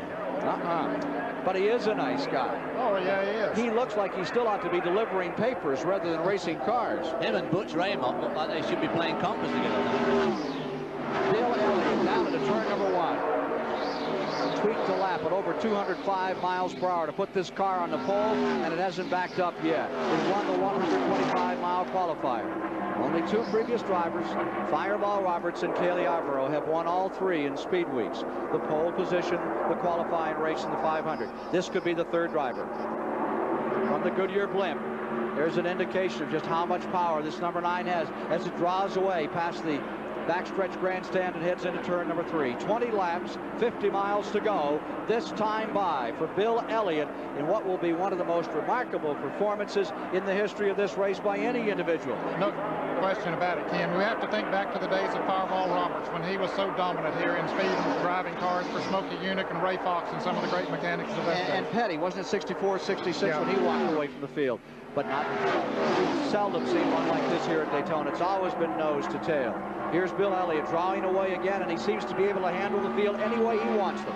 Unbelievable the way the car has continued to drive well through the turns all day long. The track has gotten a lot slicker than when the green flag dropped earlier today because there's a little oil, grease, and water and rubber on the turns. Hasn't affected the handling qualities of that car, and certainly nothing has affected the horsepower, David. You've only got to watch it go through that turn now. It's absolutely steady as a rock, just like it was on Thursday afternoon, and you watch some of the other guys going through, they're having a lot more of a handful. Those fans are happy about it. They like to see that young man out front. Just a few years ago, the Elliott brothers, all three of them, used to take some junker cars. Their dad was in the car business, George. And they used to run them around in a field out back. And one would pretend he was Richard Petty, and one would pretend that he was Cale Yarborough, and one would pretend he was Bobby Allison, and they would go at it. And now, here they are leading the field. All those big names have already fallen by the wayside. Elliott's last lap, 198.6 miles an hour. Oh my heart. I mean, this is late in the race. 198.6 hops. That's getting the program. Yeah, he's really laying back now, isn't he? I mean, he's conserving the machinery, and he's obviously, the car's had the legs in the field the whole week. Fourth place battle here. That's the 15 car of Ricky Rudd. Sandwiched right in there is the 88 car. Lake Speed is in between them. He is third. The white and blue, number 75, is third place overall. 15. That is Ricky Rudd. What a comeback he made last year, crashing so violently here in Daytona and then going on to win the next time out at Richmond. And there's the 88 car. What a story on Baker. Decides to form his own team. Comes out here, and Buddy Baker is still very much a part of the story, running in 5th position. The only former Daytona 500 winner in the field, even though he's a lap off the pace. He has run a very good race, and he got that lap behind Ken when he overshot his pits early in the race. Took some extra time, and he got a lap down and just simply never been able to make it up, but he's run with the leaders ever since. And they're hanging on to Neil Bonnet, who's a lap ahead of them, but they are racing very successfully. This Neil Bonnet, who's in second spot. And that little move right there, Baker helping Lake Speed to move around the car number 15 that they passed, is going to put Speed in a position to challenge Bonnet here very shortly. You are watching what appears to be the fastest 500 race in history. They can all stay together on this car, number 9, Bill Elliott. There's the interval, which is now up to 4 seconds. Neil Bonnet about 4 seconds back in second place. Unofficially, we have 18 cars of the 40 that started out of the race, building up to about half the field, that have gone back to the garage area early with the incredible speeds that have been turned out as everyone has been forced to chase car number 9. Sometimes in the old factory days, when you were racing, Ned, they'd send one car out as a rabbit and try to force the others into going that fast. This is a one-man rabbit performance out here today. I'll tell you, if he's been the rabbit there, the dogs have had a tough time out here today. He has led 124 laps. Unbelievable in today's competition. You just could not believe that one man could do that, but he set the trend when he ran 205 here in qualifying a week ago yesterday. Not so much one man, but one family from a small town in northern Georgia dominating the great American race. Bill Elliott, can he stay with it and win it?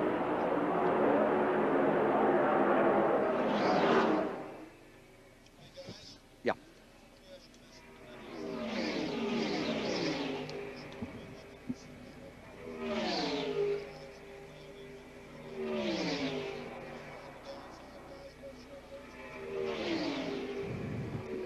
Yeah, I would think, well, there's only one Ford that's running this well. Right. There's only one. Yeah. It's this one. Yeah.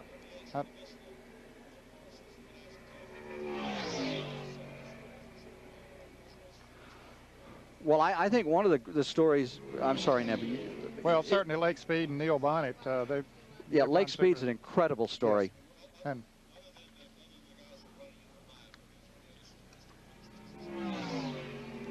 well, we need to maybe talk to some of the crew chiefs to find out why these engines blew up today.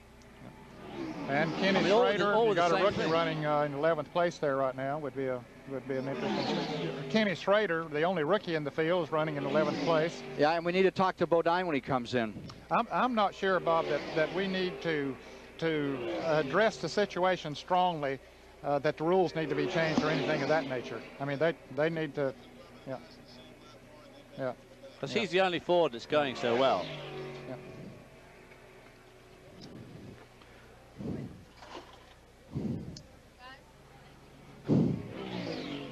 He does seem to be going somewhat better than the rest of the field.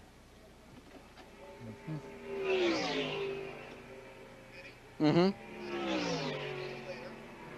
Yep. Yep. Yep.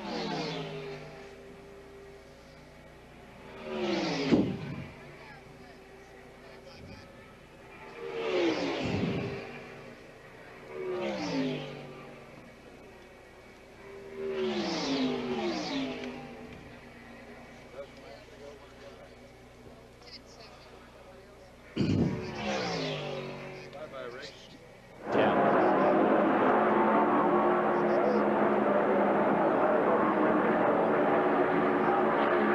188 of 200 laps complete as Bill Elliott flashes across the line, leading the Daytona 500 after dominating. When they qualified on the pole last Saturday, the Elliott brothers are pretty quiet, particularly Ernie. Ernie was standing around and the press was all over him. He turned to the side and said, 4 years ago, no one would talk to me. And his brother Dan said, 4 years ago, we weren't running 205 miles an hour. Let's go to Mike Joy with him now. Ernie Elliott's just picked up a stopwatch and he's reading the interval to his brother. Did you pull the pin and turn him loose, or is he setting his own pace? No, he's just pretty much running like he wants to right now. Are you comfortable with that big a lead, or would you rather he back off it just a bit and save the car? Or is it his show? Well, he's just doing whatever he feels like's necessary, so, you know, we'll just have to wait and see. It's all in Bill Elliott's hands now. Let's go to Chris Economaki. I'm with Tim Brewer, Neil Bonnet's crew chief. 11 laps to go, Tim, and 8 seconds. Is it hopeless? Well, it's not hopeless, Chris. It's not over yet. Something can happen to Elliott, you know, heaven forbid. But, you know, still, yeah, we'd take it either way. You know, he's been awful dominant, been coming down here for a lot of years. He's definitely got the strongest car I've ever seen here. Okay, there you have it from Neil Bonnet's crew chief. Live in hope, along with pits at Daytona International Speedway. Back to you, Ken. Thanks, Chris. Third spot is number 75, Lake Speed. He maintains the third position. There you see him in the white and blue car. And in the fourth position over now is the car just in front of him, a lap down, number 88. That is Buddy Baker. Then just behind, whoa, is Greg Sachs in the 51 car trying to hold on to it. Ricky Rudd is back to 6th. Waltrip is 7th. Bodine is 8th. Bobby Hillen is in. Rusty Wallace is in 10th. Sterling Martin 11th. And the only rookie, Ken Schrader, is up to 12th. Mike Alexander is running 13th on the field. But it's still Bill Elliott, the biggest story of the Daytona 500 for 1985. Well, I think Tim Brewer said it there, Ken. That's the strongest car that he had ever seen here. And I'll tell you, it's been a long time since we've seen a car that dominant at Daytona. But don't go away. You know, the final 10 laps here, they've been strange at Daytona. Baker lost 2 500s in the final 6 laps. Trouble at turn number 1. Trouble going to turn number 1, number 48, spinning, looping. Lenny Pond, the Virginian, taking over the car that Trevor Boyce drove a year ago, is bringing out the caution flag. And the strategy once again goes down the drain. They'll all be coming back into the pits, taking on tires again, and it'll be a new run. And it will probably be, these laps, of course, are counting laps, a run of just 2 or 3 laps to the finish between 3 men. Bill Elliott, Neil Bonnet, and Lake Speed. There's Lenny Pond, the Virginian, who won a 500-mile race at Talladega. At that time, the fastest 500-mile race ever run at some 174 miles per hour. And now he sits there completely stalled on the racetrack. Let's see what happened to him as he went down towards turn 1. We see Pond moving around in the car, just waiting to get some help now with the tires flat on it. As he comes out the front straightaway, those cars passed him on the outside and apparently pulled the back end of it around. Then we see the tires blow on the car. And amazingly, Ken, it stays down off of the wall. He is really turning that steering wheel. You can see him, David, as he cranks that steering wheel and then brings it to a halt there. He did a very good job there. Didn't back into the wall. And he was also lucky that when he got sideways, it didn't lift. It looked, it was just on the edge of lifting up, but it didn't quite fly. So Lenny Pond pretty lucky, but very disappointed this close to the end of the race. And as you say, all the strategies are going to change now. All these tires, when they put these new tires on, you just want a 16th of an inch or an 1/8 of an inch wrong stagger, and you can be really out to lunch. Elliott on pit road. No surprise to see him coming on the pit road, and Mike Joy is there. Well, the Elliott crew had a look at Neil Bonnet go by, staying on the racetrack. Elliott will have to come up from the back of the line. Be a routine stop. They're under caution. They're in no hurry. And Ernie Elliott checking with folks back behind the pit wall as they put right side tires on Bill Elliott's car and now come around to attend to the left side tires. Elliott has a cup of water and he's tossed that out the right side window. He looks very calm and collected as he sits behind the wheel of that 200 horsepower machine and knows that it will be just a couple of laps shootout to decide a 500-mile race. Well, Neil Bonnet, I think, sold him a dummy there. Neil Bonnet headed towards the pits, then right at the last minute, he pulled out. What he's gambling on, David, is that the wrecker will break down out there, and it'll take a long time to get that car to pull in. He knows that with 4 fresh tires, that Bill Elliott will be able to come up and pass him, but you know, maybe something will happen. Maybe it'll take a while to get that car off the track. That's how Pearson lost to Hamilton in 1970. Remember, there were only 2 tires changed. All right, here they are as they were coming down pit road. You see, Bonnet was right behind him, and then he pulls out and decides not to do it. Now, whether that was his own decision or whether the team manager, Tim Brewer, said, hey, stay out there, and anyway, he did stay out there. 192 laps are now complete. Bonnet in number 12 will be deployed up in front. Well, they delay this for a couple more laps. That won't give him enough time to get through. No, indeed. The wrecker, of course, is not breaking down. He's got that car off of the track. We didn't really expect it to. Didn't we? Well, Ned, you know, think back, Buddy Baker lost 2 500s, final 6 laps, both in 73 and 78. When the engine came apart, he had the race won. And your old pal LBJ, Little Bobby Johns, came out here one time, and he spun from the lead in 60 with just a few laps to go in this race and gave Junior Johnson the win that year. And then back in 1979, when we first came out here, Richard Petty won the race after a little incident up in turn number 3 between Donnie Allison and Cale Yarborough. So he was out of it. As famous baseball mentor once said, it ain't over till it's over. No. Well, they get the signal for 1 more lap to go, so they're going to have about 6 laps here to hammer it out. When the checkered flag drops is the only time you know you've won the race. That's right. Let's also point out the fact that Lake Speed did come in, and he took on 4 tires too, so he has fresh tires. We'll see if that will give him an advantage over the car number 7, over the car number 12. I think the record may have gone away with this caution period. The record, 4th caution of the day, may have slipped away from us, but 3 have been broken. Here's Mike Joy with Ernie Elliott. Ernie, would you have stopped whether or not Neil Bonnet came onto pit road? Yeah, we were stopping. Either way. Either way. So obviously it was not a feint. The Elliots were poised to stop and take on those 4 fresh tires. I think it was a precautionary measure, again, that they stayed out there. And the fact that NASCAR lines them up 2 abreast, those are lap cars down on the inside that we see. And so we see the first 3 place cars that are right in a line there. So it's not like that you have to go back completely to the rear end of the field. And you see the 4th place car on the inside, number 51, Greg Sachs. He's a lap down, and directly behind him should come the man that he is trying to counterattack from, Buddy Baker, along with Darrell Waltrip running in 6, Ricky Rudd in 7th in those positions. There's Sterling Marlin. He's run a beautiful race here today, but it looks like he's going to be out of it in the car number 95. Half the field is retired, more than half now. That's the 21st car out. Sterling Marlin, who we just see being pushed away there, qualified at an extremely high speed. 198 plus. Yeah, very good. Well, here's a team that started literally in a schoolhouse. This number 9 Bill Elliott team, they bought an old schoolhouse, and they used to build the engines in the 1st grade, and they used to build the chassis in what had been either the 2nd grade or the 3rd or something over there, Dawsonville, Georgia. I understand they're in new digs these days. But well, they've got high grades today. Oh, they certainly have. Here they are under a green flag and trying to get all A's as we come down to the finish. And Bodine makes a dive on the inside as he's still trying to get some laps back and nearly gets tangled up on number 75, Lake Speed. That's Jeff Bodine going up to give us a view of those front automobiles as we decide the 1985 Daytona 500. Off they go, squaring off in these final moments to decide it all. Bonnet gets the jump. There you see Elliott in 2nd place. From Jeff Bodine's view. Now you see Elliott in 1st place. Yeah, he didn't wait long.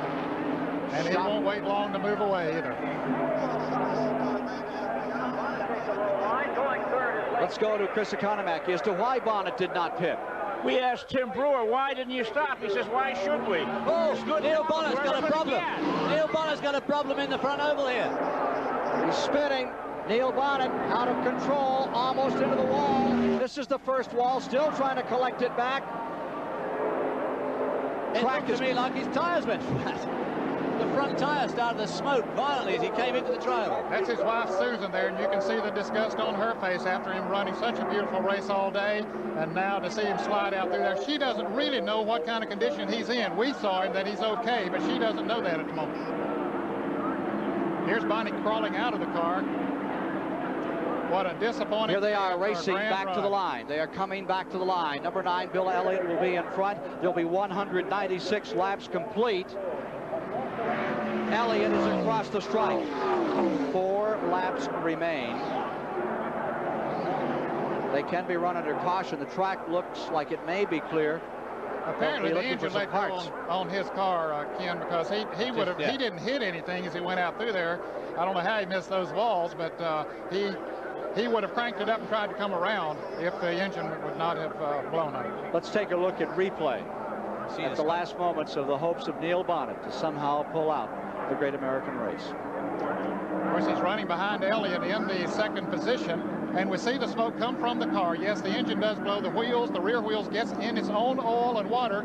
It turns crossways through the grass, back onto the paved area at the end of the pit road, then down, almost clipping that wall. It looked like he was going into it, but he got it by. Replay from inside a car directly behind him, that of Jeff Bodine. Okay, here's the way that Jeff Bodine saw it as they come through the tri-oval here and head out towards turn 1, and you see all of that smoke. Now, Bodine, you know, he didn't even know where he was going. He couldn't see very well. Of course, he did get to the outside of the track, and Bonnet's car spun to the inside of the track. And a third replay. Coming to the tri-oval, you can see the engine let loose just shy of the start-finish line. Car starts to turn sideways. And the hopes of Neil Bonnet for a strong finish here slide into the infield. Here's Neil Bonnet taking truly the longest walk in sports, still waving, still a great showman. Jeff Bodine, Ken Squire at CBS Control. Do you read us? Yeah, go ahead, Ken. What kind of a day has it been for you? We thought you were going to be stout and strong from the very beginning and fell back early. Well, we've had a busted ratchet all day. We've had trouble during the week practicing, and the ratchet is broken, our rear end, and we just can't seem to get the car dialed in to go where we wanted to, and we just avoided Neil Bonnet's accident. You know, we feel pretty lucky today to get this Levi here and Exxon Motor Oil Beneficial Finance car through all this, and we're going to just go home and take this finish, if we can finish these last few laps, and try to get the thing ready next time we come back here to Daytona. But this track is awful tough, it's awful hard, and you've seen all these cars drop out today. That just shows you how tough a track it is. So if you can just finish here at Daytona, I guess you got to count your blessings and just come back next time and try a little harder. Thank you very much, Jeff. We'll be back for the finish of the 1985 Daytona 500 in just a few moments. Neil Bonnet, a bystander for this race.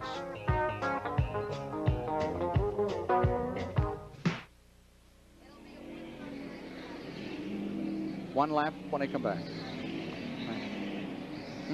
So they'll have 2 laps under green then. Ford, Pontiac, Chevy, and a nose. One when they come back? There'll be... one. Yeah, 1 lap. One They'll lap. get the white and Green the... and white. Yeah. They'll be coming up on green and white. Lake Speed could still win this. Could do it. Wonder if Bonnet overrevved his engine on that takeoff. What, on the take? But it's yet another big team. Blown its engine. Yeah. Yep. Them little old guys from Dawsonville. Nice job, Ned. Oh, thank you. This has been fun. I've enjoyed this.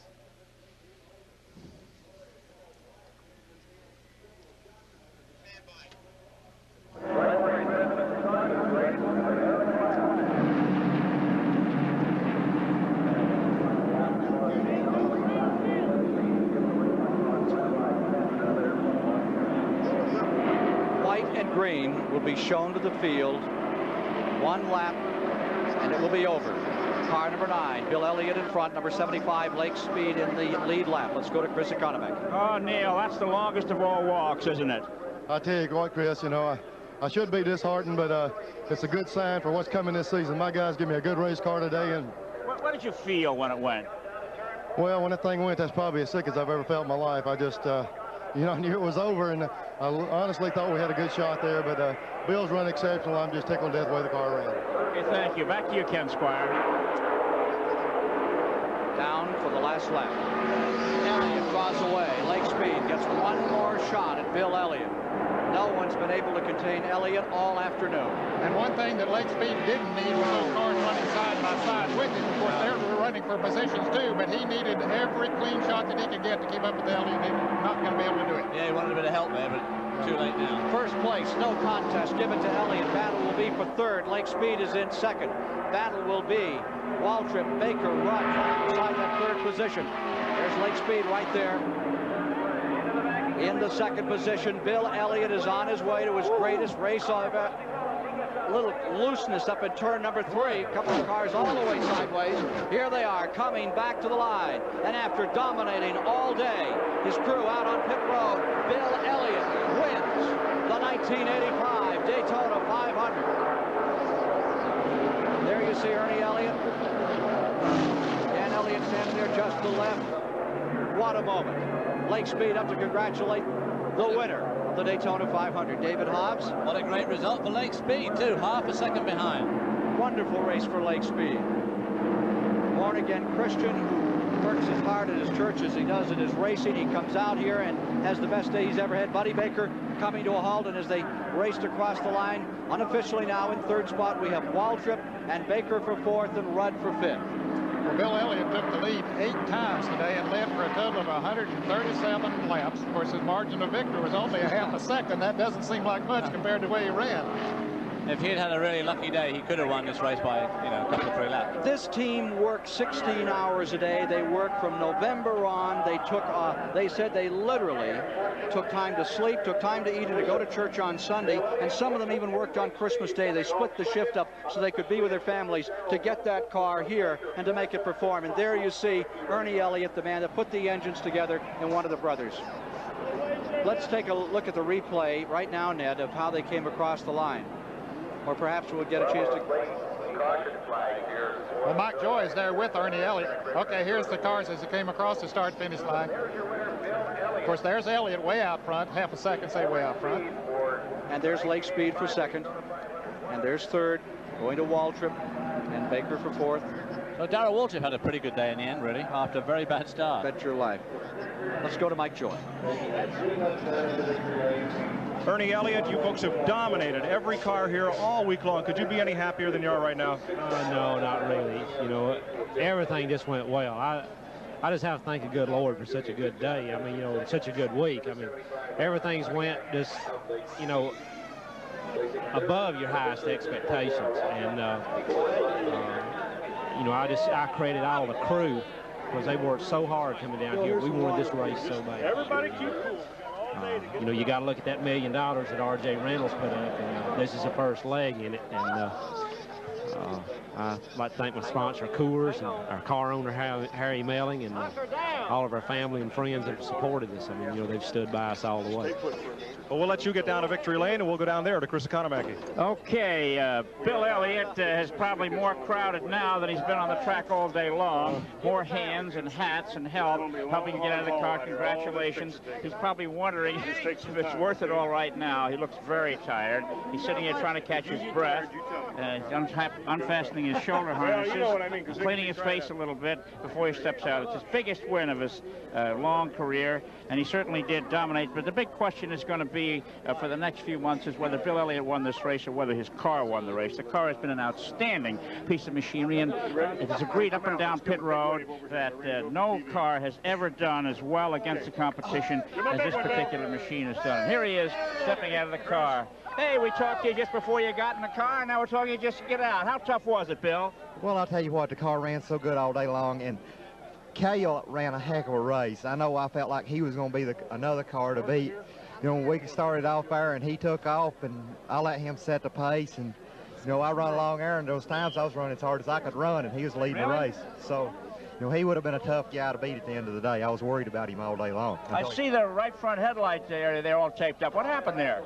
I don't really know. Evidently something happened to it, and they made us tape it up on one of the green flag stops.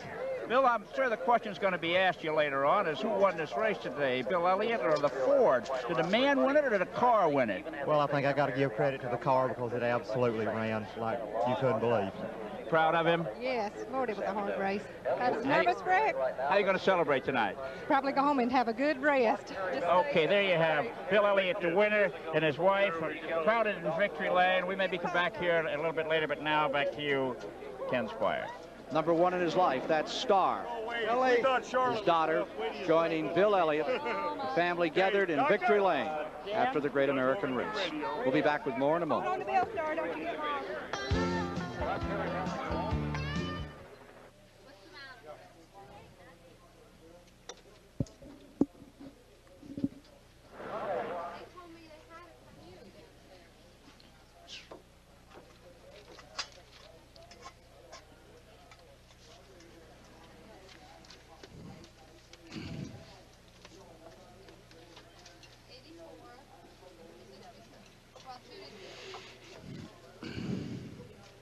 Yes, sir. Okay.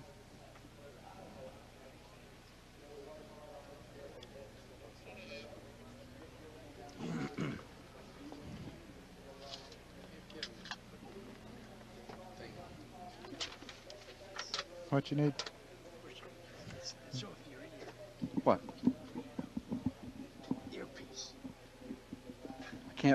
I really can't.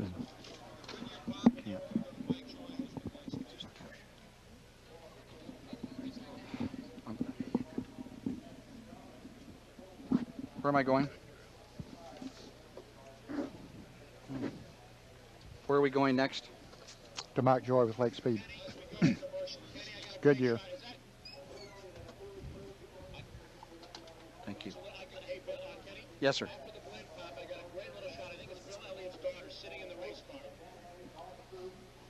What's her name? Star.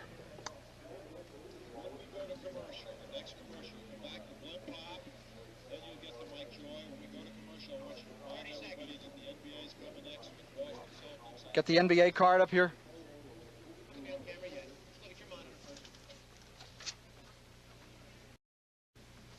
get your merry band together in a nice tight 3-shot when I need you, okay?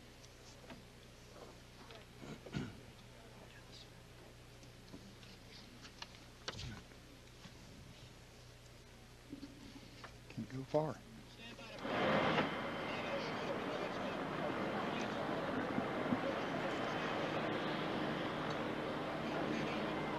From the Goodyear Blimp Enterprise, here is a picture of the Daytona International Speedway, and the entire focus of attention is victory lane. And look who's in the winning car, number 9. I think she's 7. That is Star Elliott. Bill, the hardest words I've ever heard him say was, "She's a miss." She doesn't look all that much younger than he does either. Let's go to Mike Joy with the second place finisher.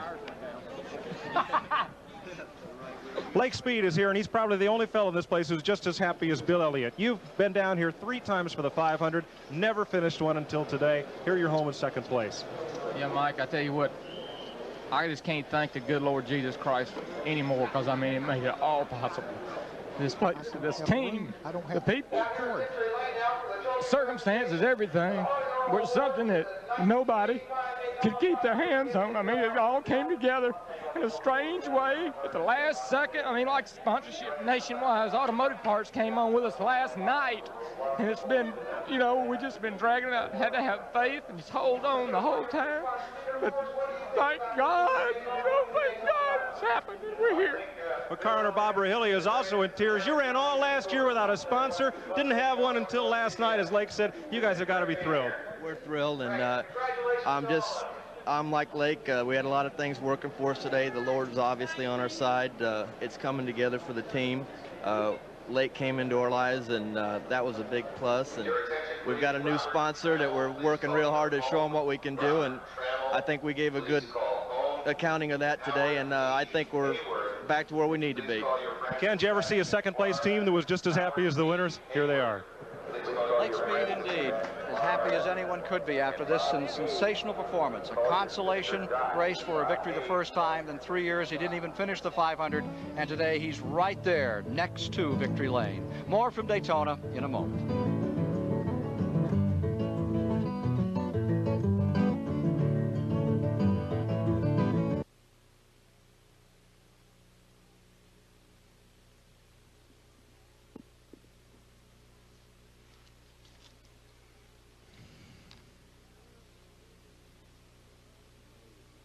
Didn't have enough cord, Diane.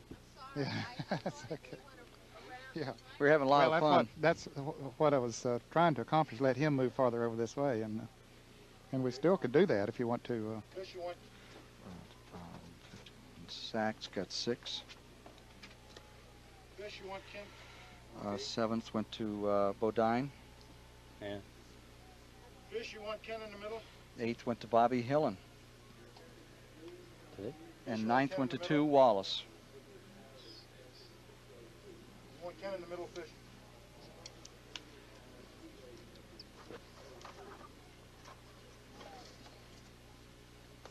Oh. I'm standing on my head.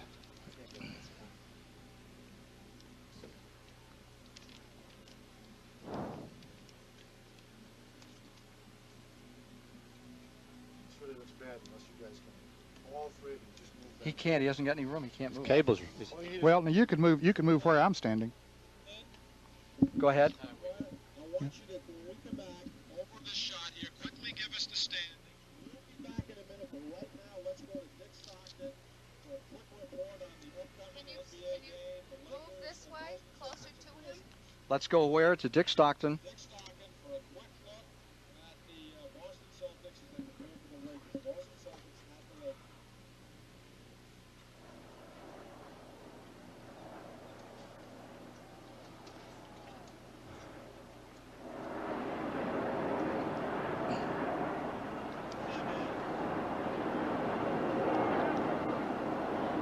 Averaging 172.265 miles per hour, not a record. Bill Elliott is first, Lake Speed second, Waltrip third, Baker fourth.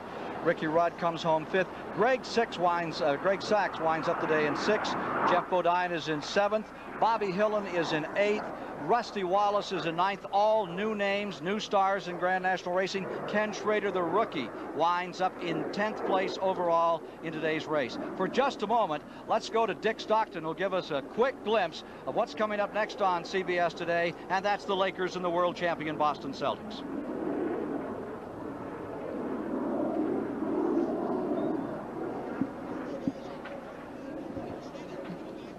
I was just going to move over there.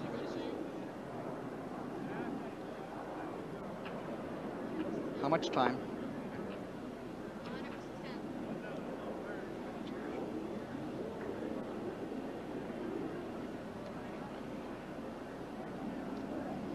We're back once again at Victory Lane for the presentation of the Cannonball Victory Award, which goes to the 1985 winning crew chief. At this time, we'd like to present it to Ernie Elliott. Ernie, congratulations. Thank you very much. I'd just like to thank the good Lord for a good safe race.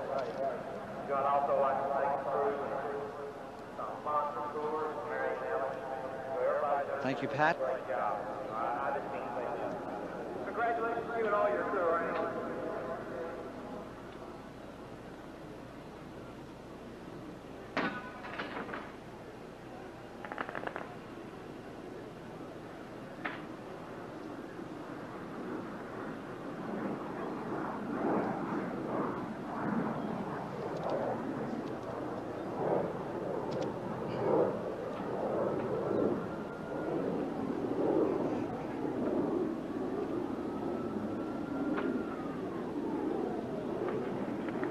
Well, thank you. We've had one revision on the finish.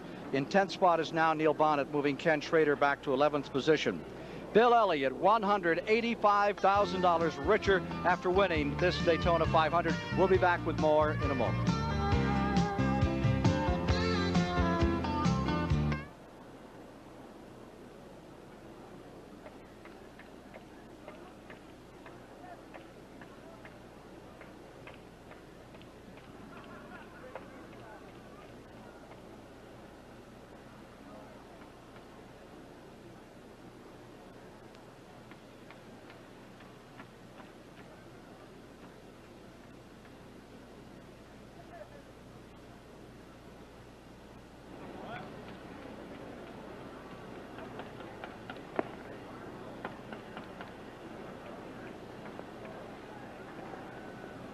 Here's the unofficial order of finishing time of the race, 2 hours, 54 minutes, 9 seconds.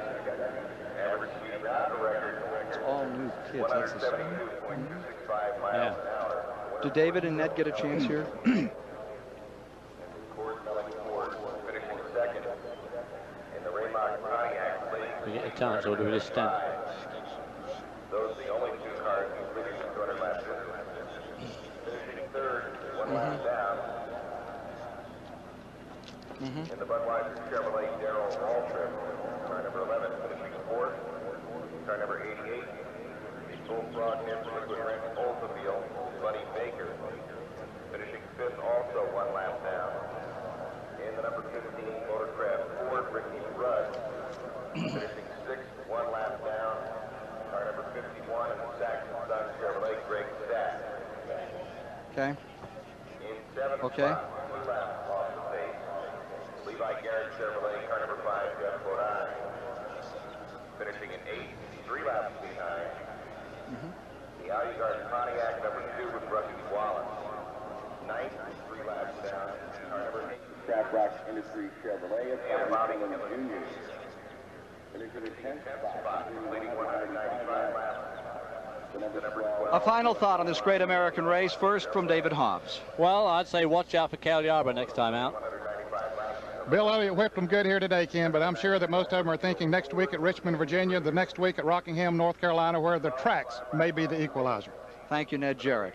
I think Al Hobart, the IMSA champion, put it all in a racer's perspective. All the joy, all the sorrow, all the heartbreak that we've seen in the course of the race today. When one of these races is over, said Al Hobart, the needle always goes back to 0. Thank you for being with us for the 1985 Daytona 500. For David Hobbs, Ned Jarrett, Mike Joy, and Chris Economaki, this is Ken Squire saying goodbye from the Daytona International Speedway in Daytona Beach, Florida. This CBS Sports Special, the Daytona 500, has been sponsored by Ford and your Ford dealer.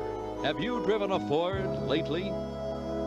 Goodyear, makers of Vector, the new design in radial tires. And by Old Milwaukee and Old Milwaukee Light. It doesn't get any better than this.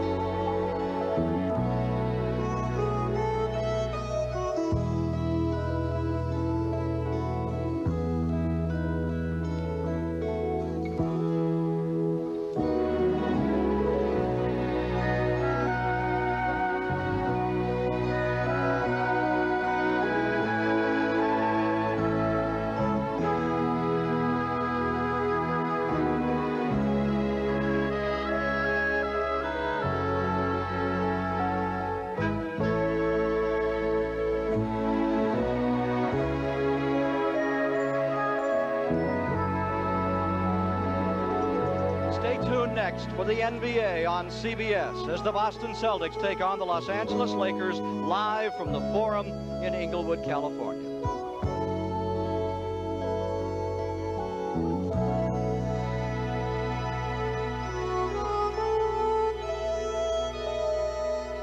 The 1985 Daytona 500 has been a presentation of CBS Sports.